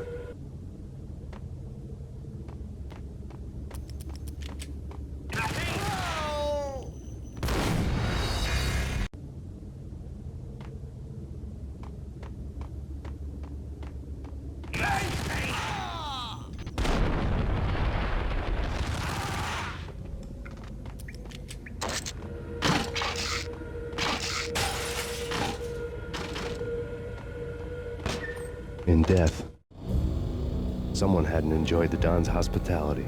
Someone with a flair for the dramatic. Someone who had let herself out of a locked cell and past a couple of armed guards. My thoughts were on Mona again.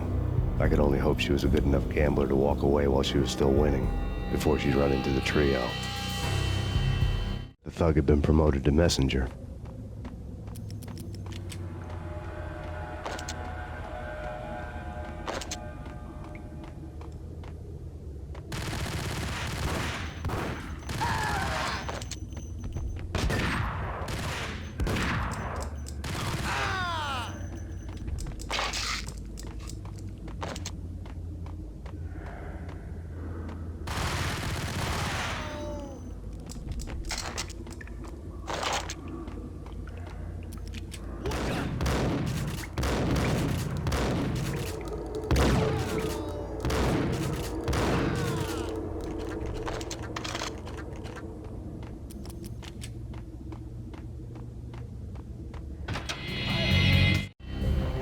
The word on Lisa Punchinello was that she was a bit of a witch.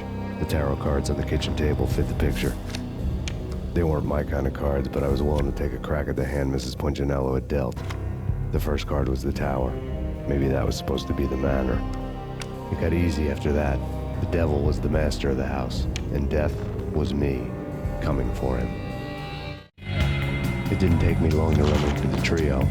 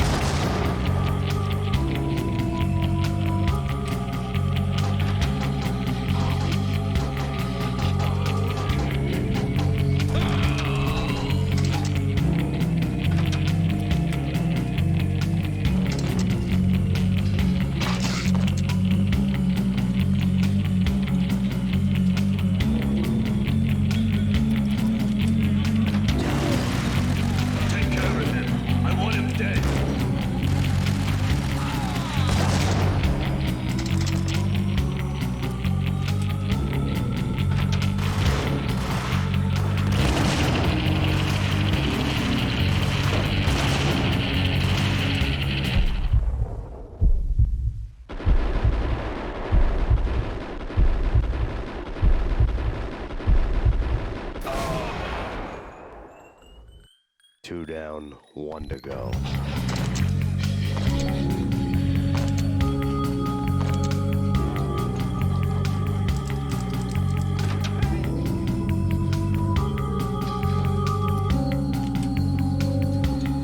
Don't stop at him!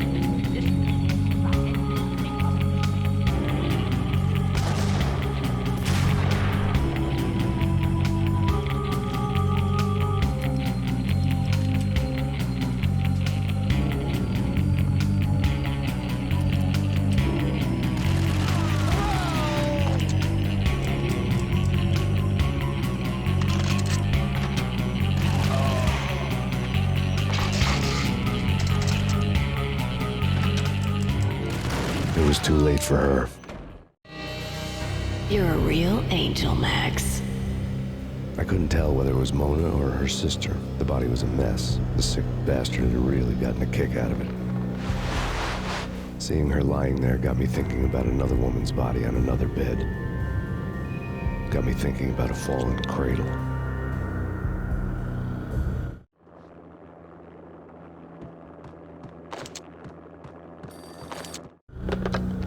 Max Payne.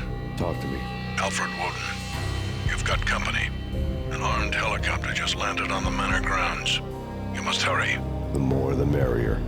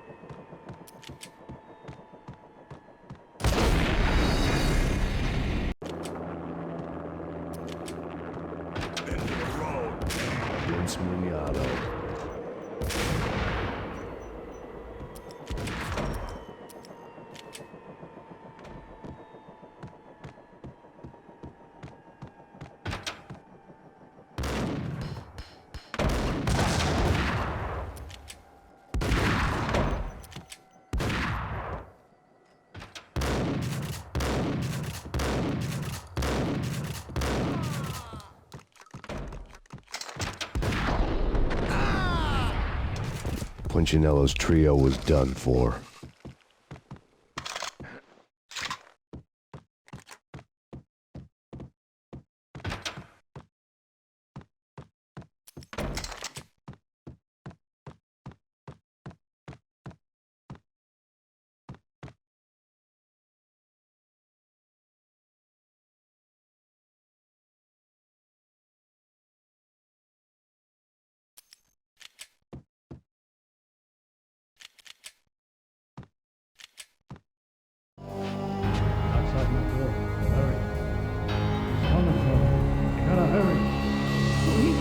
I could hear Punchinello on the phone begging for help.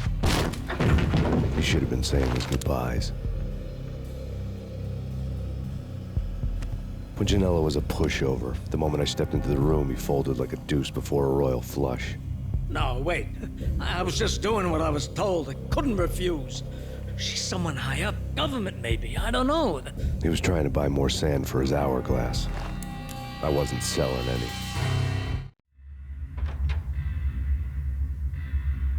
No, I told him nothing.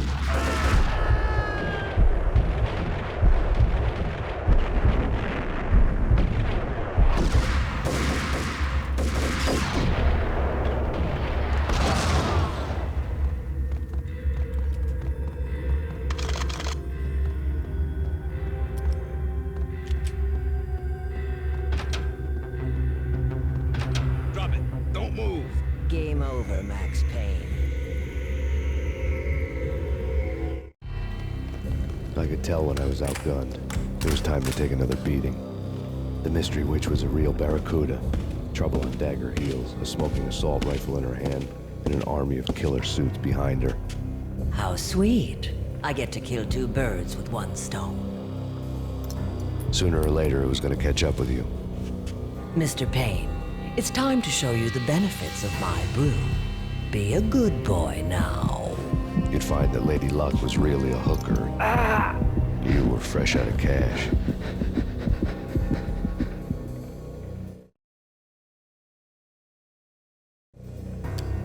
Gentlemen, we're done here. Take me to Cold Steel. She had just given me an OD of Valkyr. I could feel green fire eating my brains. They turned to steam. They did a fade on me. I'd never had a chance. The witch had got me just as sure as if she put a gun to my head and pulled the trigger. The shadows rushed me, bruised mugshot faces hungry for revenge. They knew my weak spots and closed in for the kill. The floor turned into a vortex of green blood. I fell. The flesh of fallen angels.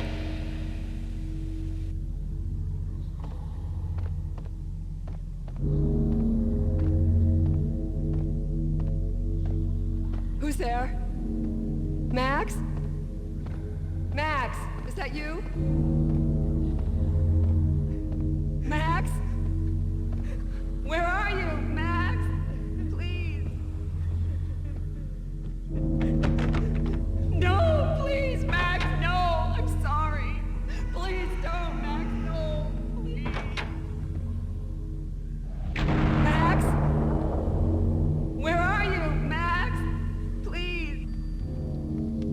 was staring at me. There was something disturbingly familiar about the letter before me.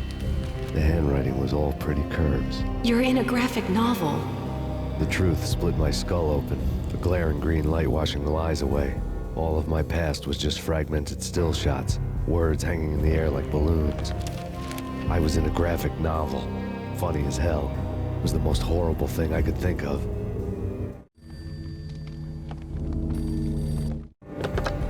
Bartender is shiny stuff, and dreams are made of stooped necromancers. He sings like a banana wrist, having strayed too close to the constellations on their shaved skulls. There was a bad line in a prank call. Someone spouting insane babble. I couldn't make sense of it. But I had an overwhelming sense of deja vu. The caller's voice sounded oddly familiar.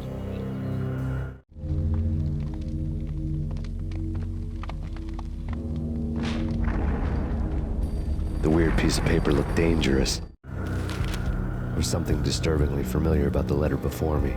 The handwriting was all pretty curves. You're in a computer game, Max.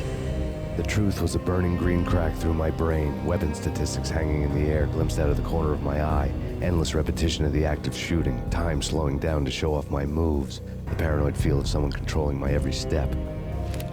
I was in a computer game. Funny as hell, it was the most horrible thing I could think of.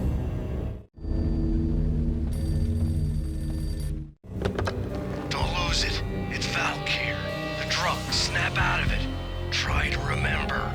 It was a bad line in a prank call. Someone spouting insane babble. I couldn't make sense of it. But I had an overwhelming sense of deja vu, and the caller's voice sounded oddly familiar.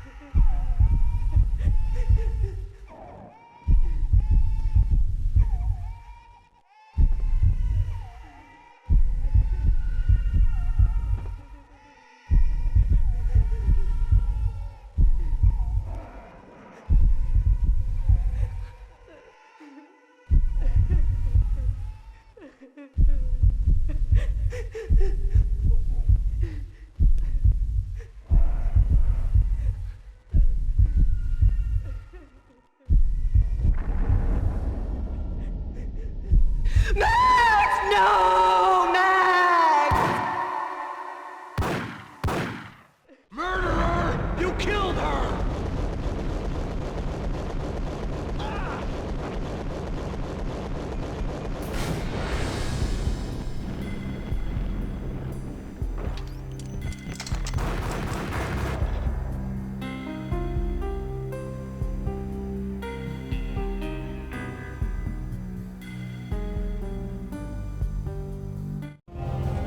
Max, something happened at the office today. A strange memo. Something about Vikings. Honey, I gotta run. You can tell me all about it this evening. Have a nice day, darling. The bullet holes were rubies on her chest, blood glowing on her ivory skin. She was so beautiful. The killer was smiling. The flesh of fallen angels.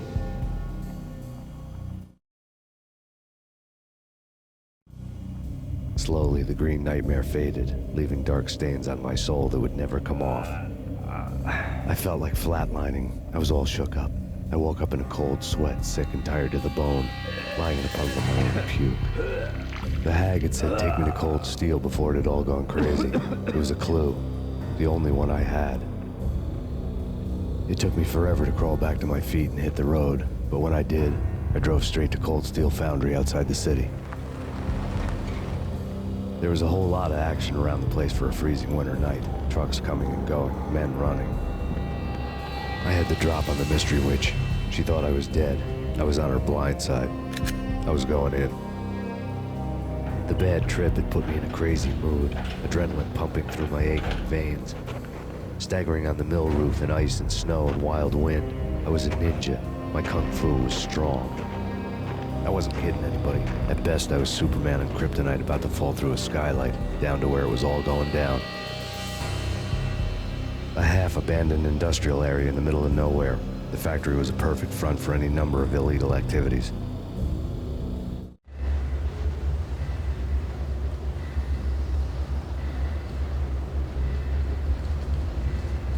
In the belly of the plant, molten metal boiled and bubbled like a witch's brew.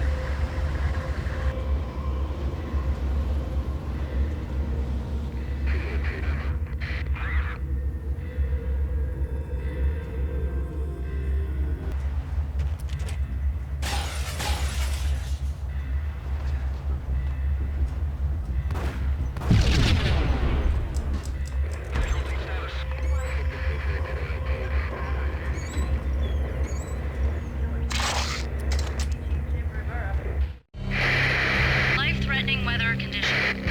A record-breaking killer storm. In the city's history, vehicles stuck in snow. Heavy snowfall. Forecast shows severe weather is expected to continue.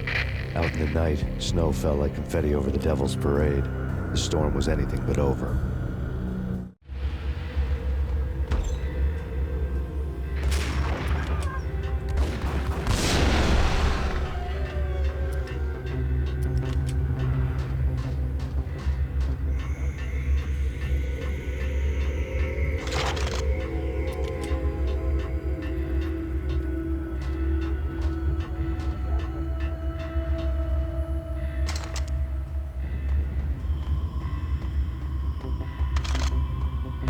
Pursuit of the intruder.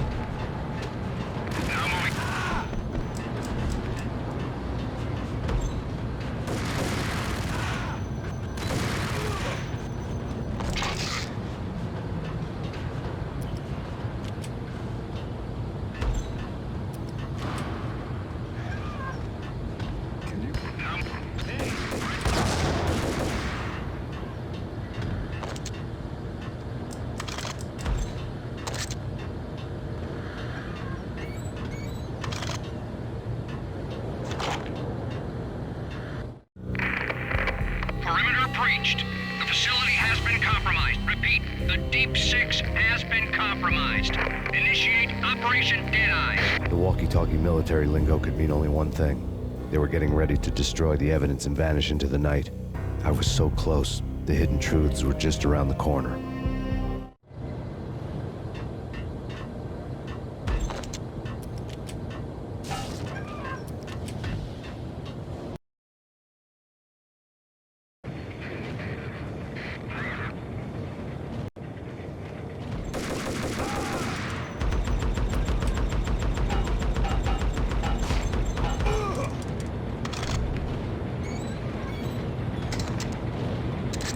Folder on the table told a grim tale.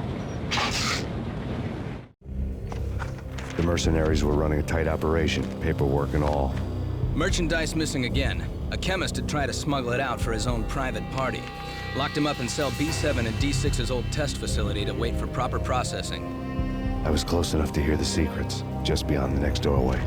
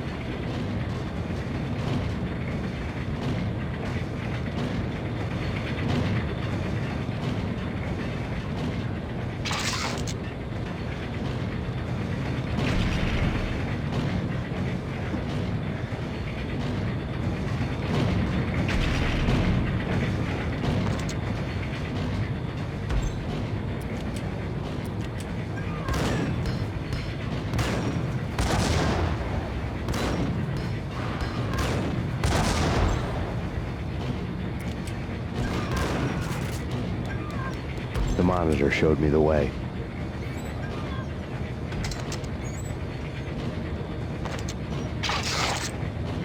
Processing diagrams fill the control room screens, all but one. An elevator titled D6 on one of the screens, somewhere onwards, past rows of ovens, in the core of the plant.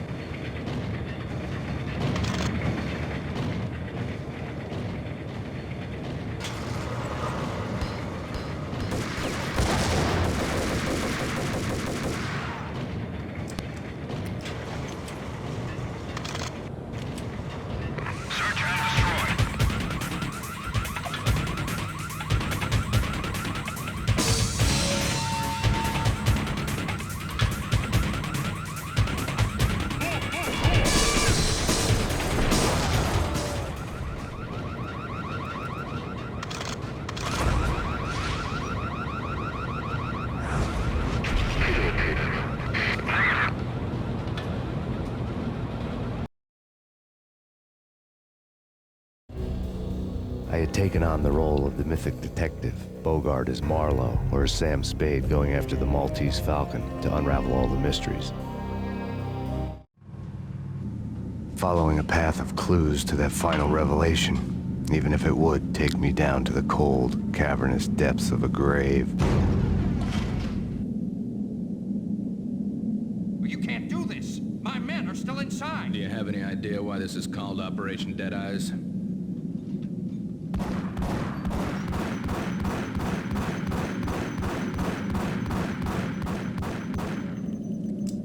I think he's dead already. Let's do it.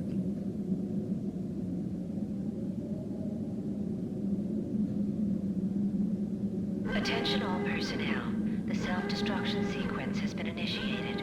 Evacuate the complex immediately. We've got company. Repeat. The self-destruction sequence has been initiated. Proceed to the nearest exit immediately.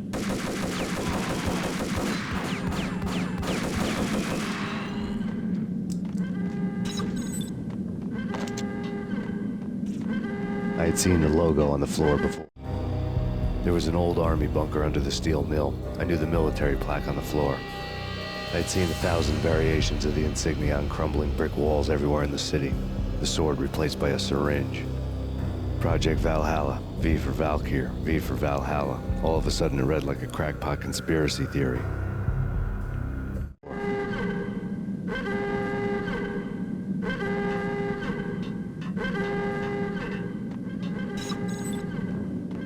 Abort! The self-destruction sequence has been initiated!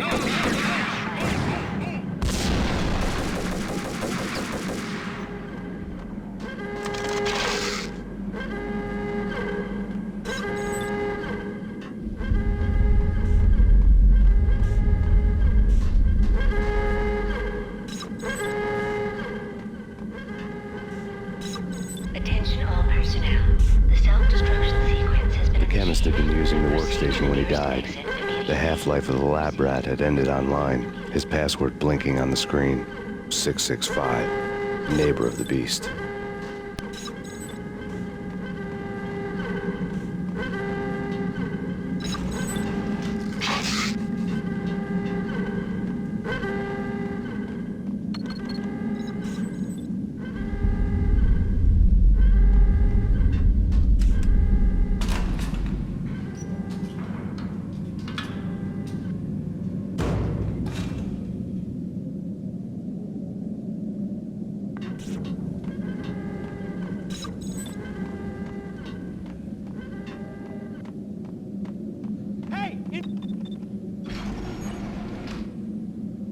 Thanks.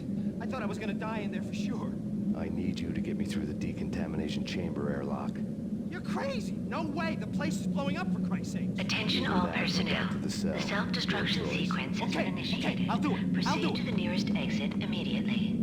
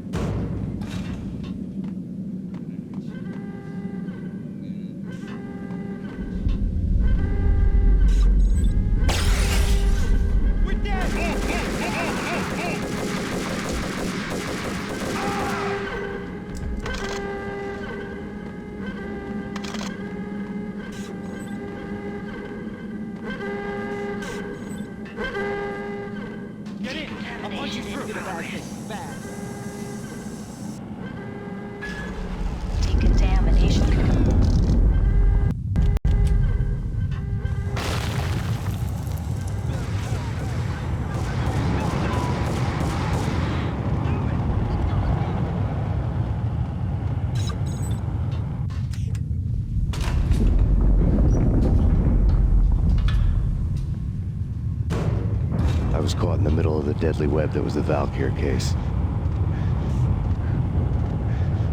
One of the lab terminals. Top secret.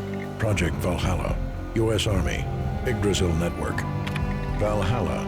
The otherworldly place in Norse mythology where the bravest heroes spent their afterlife feasting and fighting forever. Their wounds miraculously healed night after night. Valkyr. The maidens who chose the most courageous Viking warriors and carried them to Valhalla. 1991. The research objective is to create a chemical substance to enhance the stamina and morale of infantry troops. 1995. Results unsatisfactory. Project canceled. Someone had decided to continue the sick experiment unauthorized. Project compromised. Data leak. Fix the damage by any means necessary. Security clearance red. Authorized by the project lead. Field test. Double the dosage for all the remaining test subjects. Observe and record the subject's behavior in an urban setting. The drop-off point was my old address in New Jersey. The file dated 3 years ago. Just when you thought you had reached the deepest depths of horror, it suddenly got worse. How to turn off that small voice inside your head that started to whisper that you should be glad that now, if not before, your revenge was justifiable on any conceivable moral scale. That small voice proved, beyond any doubt, that I was damned.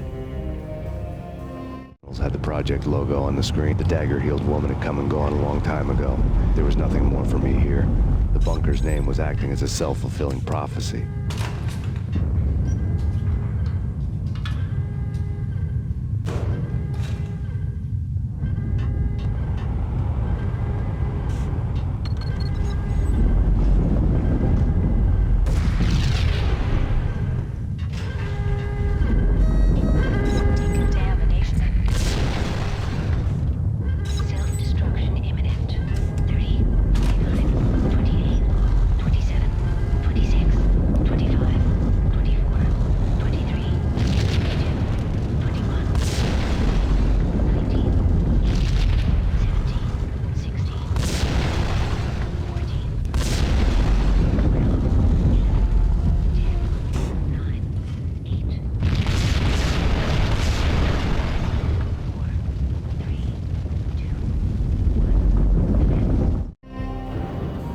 Together a jigsaw, and the final picture is you finishing that same puzzle.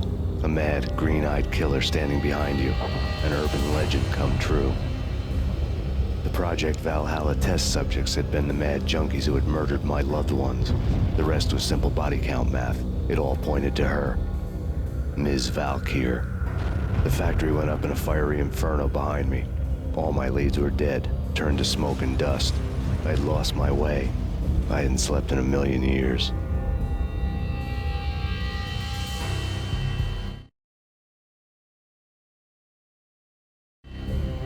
I felt thin as death. I've been living on an endless supply of week-old donuts. They were fuel for this crazy furnace inside my head. I couldn't remember when I had last seen the sun. I was on a permanent graveyard shift. When the darkness fell, New York City became something else, any old Sinatra song notwithstanding. Bad things happened in the night, on the streets of that other city, Noir York City. I was in an all-night diner, downing cup after cup of coffee that tasted like engine oil, when a new message from BB got me back on the killer track. What the hell happened at Roscoe Street? Maxie, I'm going out on a limb here. We need to talk this through, come up with a plan. 2:30 a.m., the Choir Communications Garage.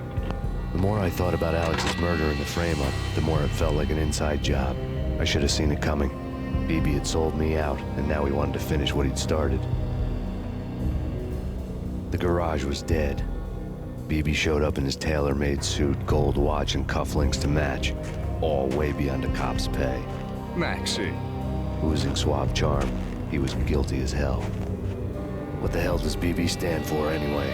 Backstabbing bastard? Come on, don't be like that. Have a cigar. I don't smoke. Maxie, you have no idea how big this is. It's huge. You have no idea. I think I do. You're a bribe-taking bent cop who sold out his partner. Those mobsters in the subway were a dead giveaway. Hard to miss. Bet it was exactly like this with Alex. Up close and personal. You can't win this one, Max. No, but I can make damn sure none of you do either. BB turned out to be another cardboard cutout bad guy.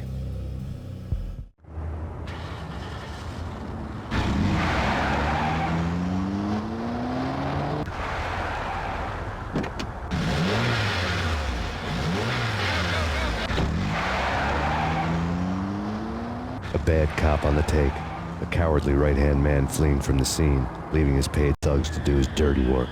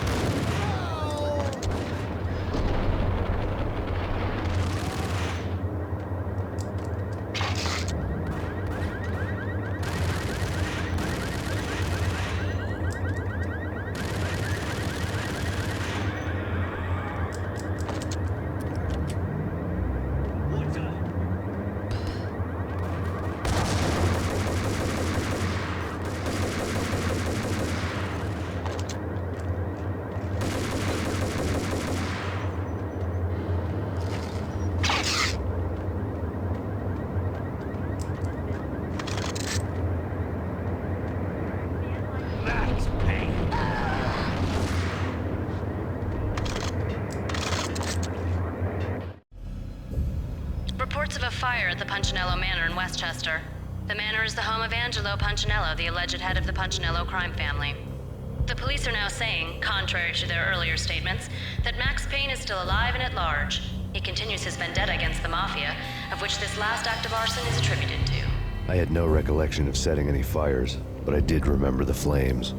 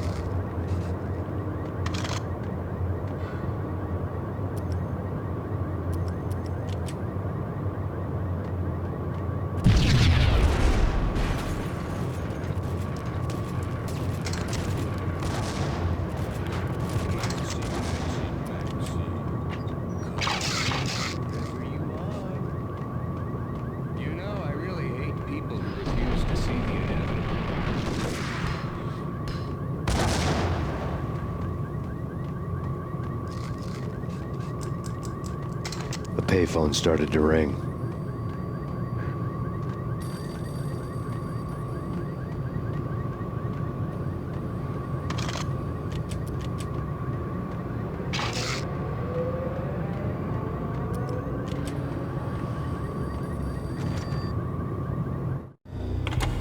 Yeah.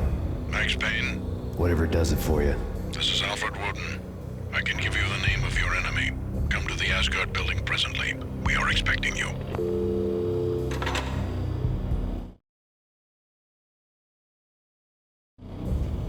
Woden was waiting for me on the steps of the old building.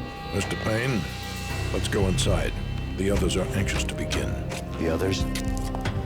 Despite the general misconception, this building actually predates the City Hall by 2 years, thus being the oldest municipal building still in use here at the foot of the Brooklyn Bridge. No kidding. The old man played tour guide as he led me through a dark, domed hall. The answers I was after loomed large ahead. Mr. Payne, I would like to introduce you to my colleagues in what we call the Inner Circle. You've been watching too much X-Files. You have seen the files on Project Valhalla. We can fill the gaps provide you with the information missing from those files. We were all involved in the early stages of the project during the Gulf War. What's the catch? We would very much like to blow this thing wide open, but our hands are tied. Her name is Nicole Horn. She was the key figure in Project Valhalla. When the funding was discontinued, she simply refused to quit. She knew exactly what she had in her hands. Nicole Horn is the president of Acer Corporation. She has more than half the city in her pocket. This must be kept under wraps. If you try to go public with this, we will deny any knowledge. We need you to take her out. Afterwards, we can protect you. Make all the charges go away. That was the cue for the killer suits to kick in the doors and swarm inside.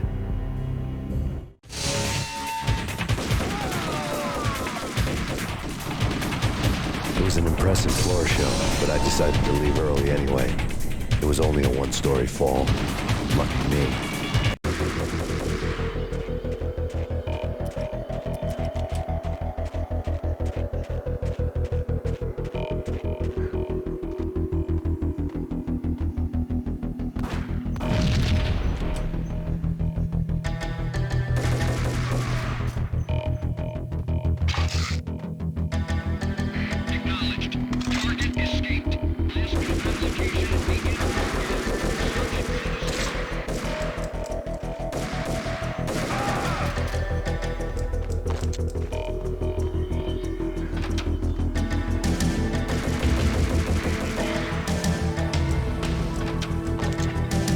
One of the monitors.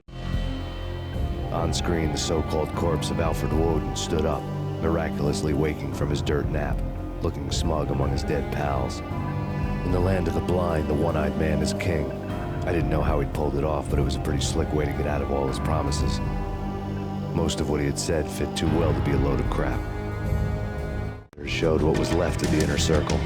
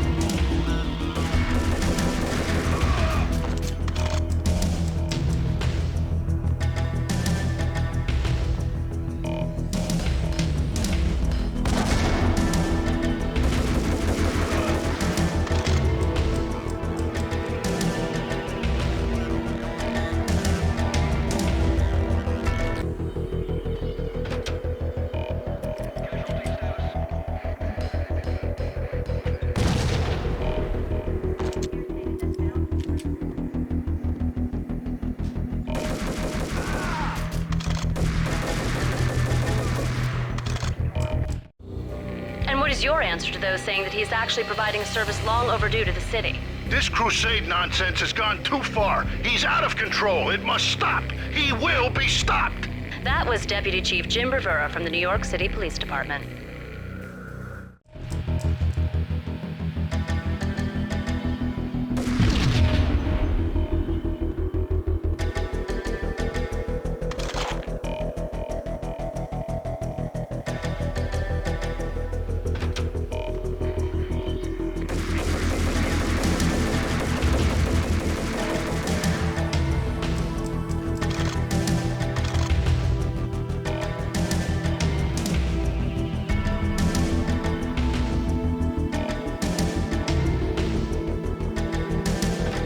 Videotape land. Nicole Horn had blackmailed the inner circle into silence. The tape came with a curt extortion note on a piece of expensive paper. I remembered Candy Dawn taping her clients in action on the side, selling the tapes to the highest bidder. I was sure that kinky sex was nowhere near Alfred Woden's worst sin. But I had a feeling that when this was over, any collateral would come in handy. Desk. Woden had left me a present. Nothing seems to stop Acer Corporation's phenomenal victory march. Incredibly, the stocks are still rocketing. Worried experts already see a danger in the company's success. Some have gone as far as to say that Acer Corporation is about to become an even bigger monopoly than Microsoft ever was.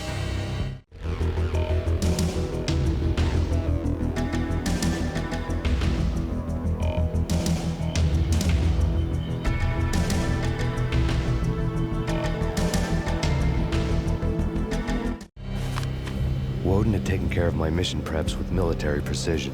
The critical areas in the Acer Corporation headquarters blueprints were circled in red. The president's office was at the top of the building, right below her penthouse suite. The elevators were controlled by a security computer, part of the mainframe located underground below the building. The high-rise was sealed as tight as a sci-fi fortress.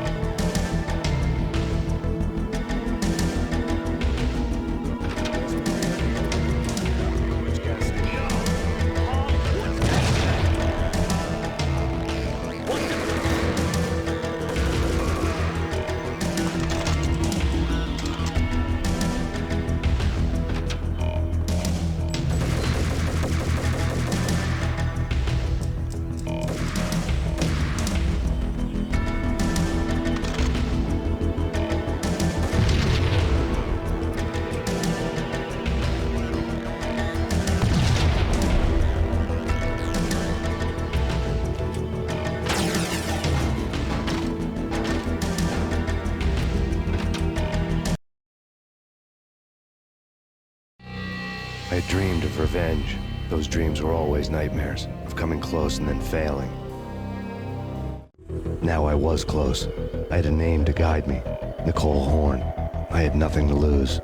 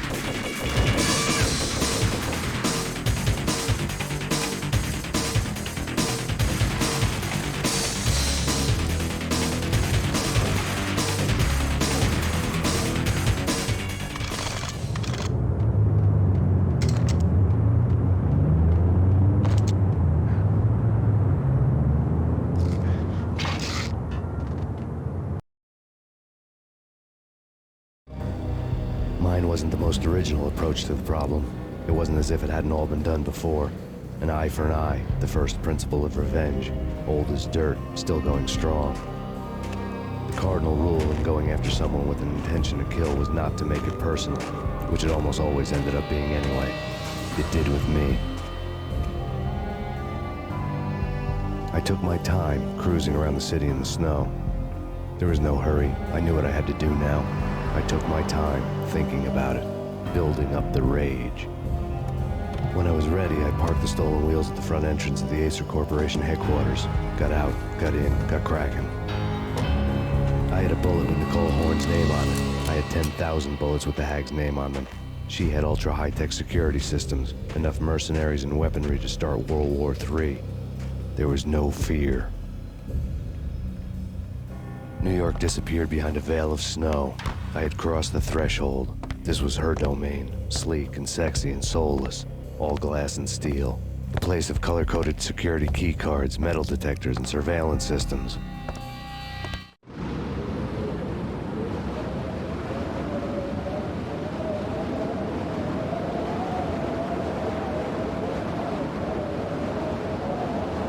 Colder than a walk-in fridge. Cold as a gun.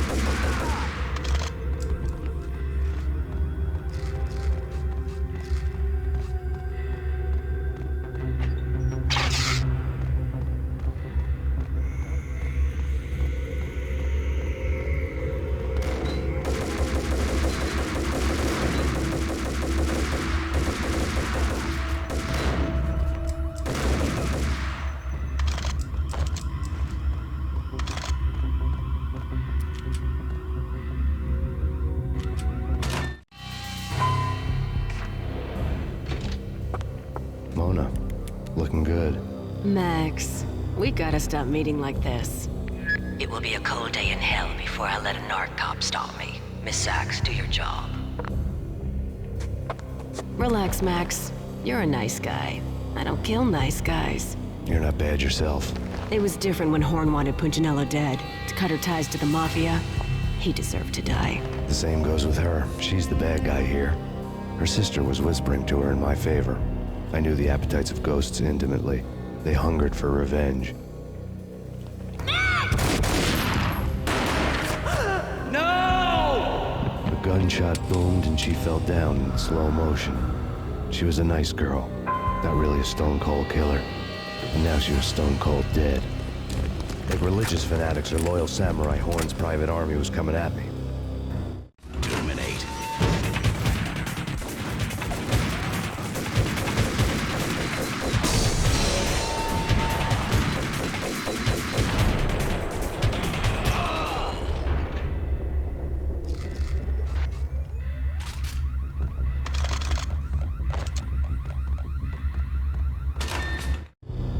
When the elevator came back down, Mona was gone. There was a lot of blood, but no body. Something clicked for the final time. My mind had never been so clear, as if somewhere high above the storm clouds were already gone, cold stars blazing from the black skies.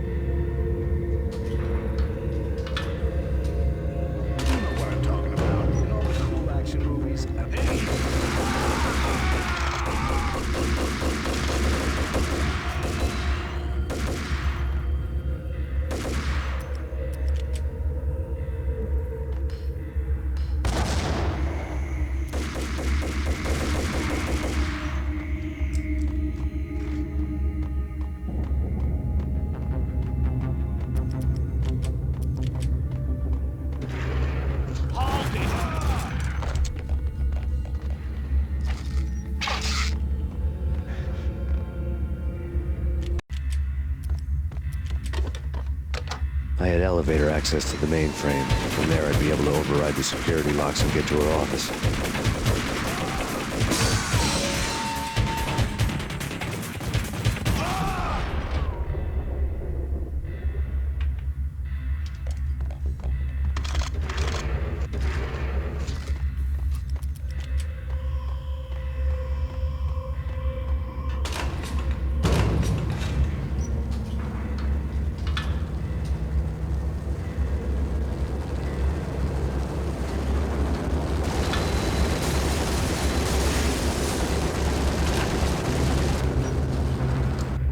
The unmarked chopper was Horn's pet guardian, inhuman and flawless. It was stalking me.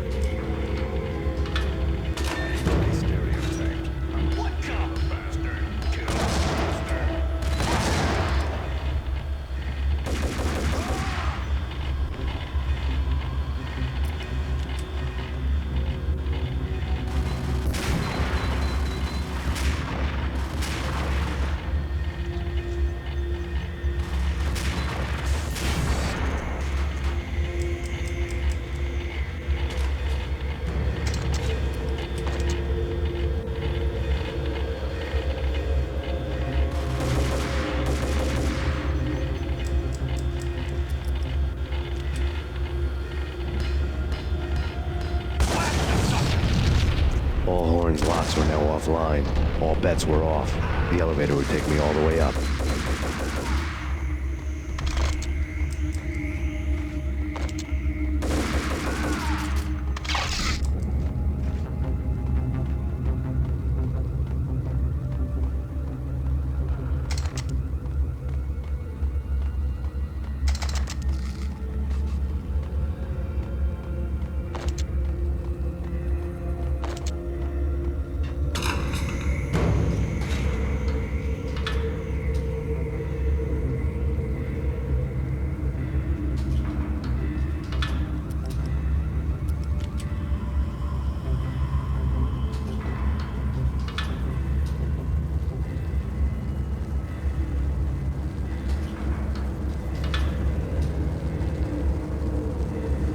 Seen from this height, the night seemed to stretch on to eternity. A hint of desperation had crept into the snowstorm, as if it was trying to get it all out before the end.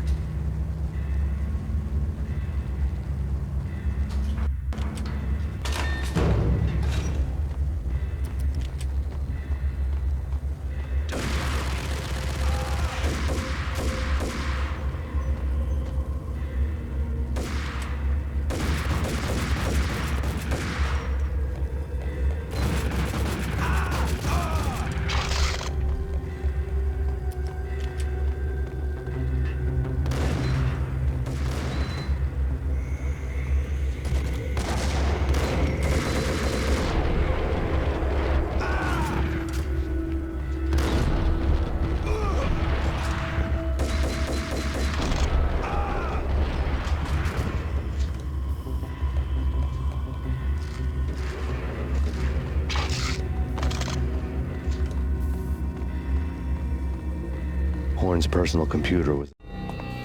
Next to the printer was a neat stack of expensive paper. Hacking through Horn's computer would have unearthed files of criminal plans, strategies for world domination, spy helicopter reports, illegal wiretap recordings, internet porno, all of the above. Take your pick. I really didn't care anymore.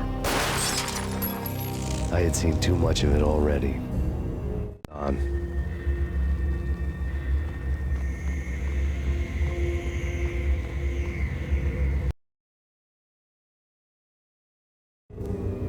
Valkyr had been meant to be a white-winged maiden that would lift you to a warrior's heaven, but it turned out to be a one-way demon ride to hell.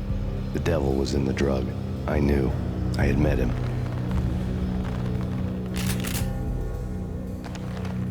And now I was gonna kill her. The queen of the underworld who had tried to lift herself a bit closer to heaven with her drug money. No begging, no bribes. She knew better. Honor among killers. We who were about to die. Both of us knew how this would end, in pain and suffering. All this because your wife stuck her nose into things that were none of her business. The cops were coming to take me away. The sirens were like a bad conscience I couldn't shake. It's ridiculous you've made it this far. You won't be alive when they get here.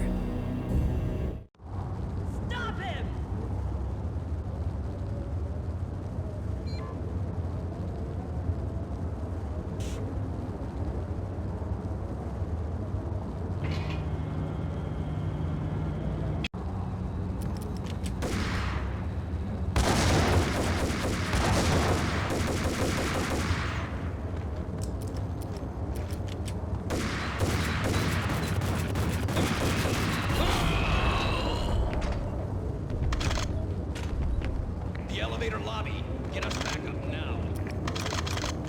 Max Payne, this is futile. A waste of time. The deaths of your wife and daughter were necessary. Inevitable. It is done. You cannot bring them back. Nothing you do will make it any better.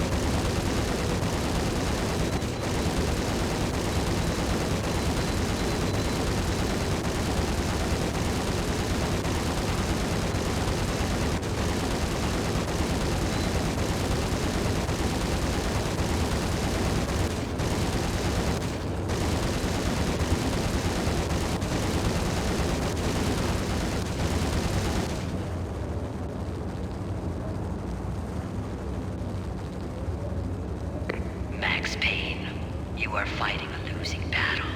You cannot survive this. You will die. Stop fighting. Make it easy for yourself. Accept your fate. You will die here.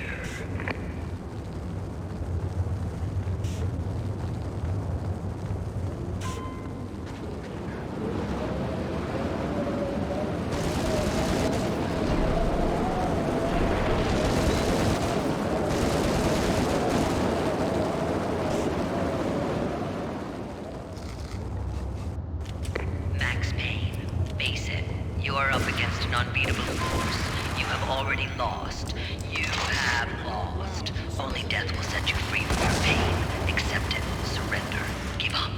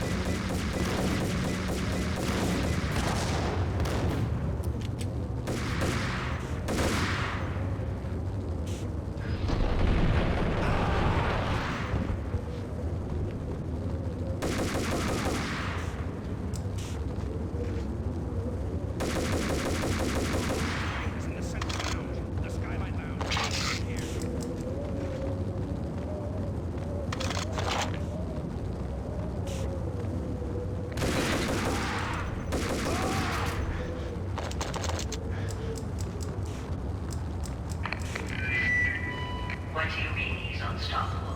You're superior in every way that counts. You are better trained, better equipped. You outnumber him at least 20 to 1. Do your job.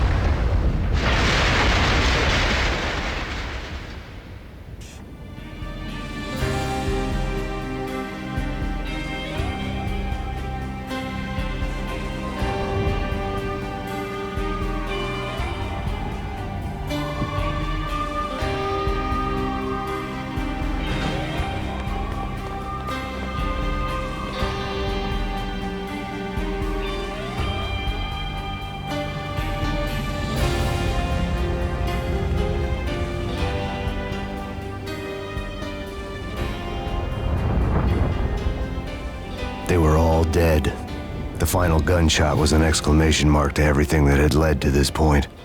I released my finger from the trigger. And then it was all over.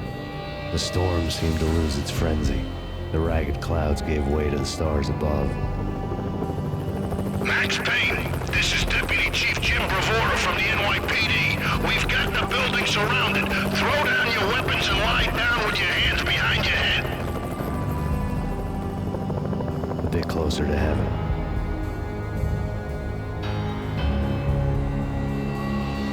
The cops' voices were distant and muted. Freeze! NYPD! Hold it right there! My ghosts released me from their haunting.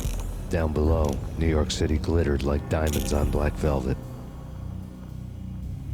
You gave us one hell of a ride. Take him down to Central Booking. You heard the man. Woden was there in the crowd, standing by the sidelines.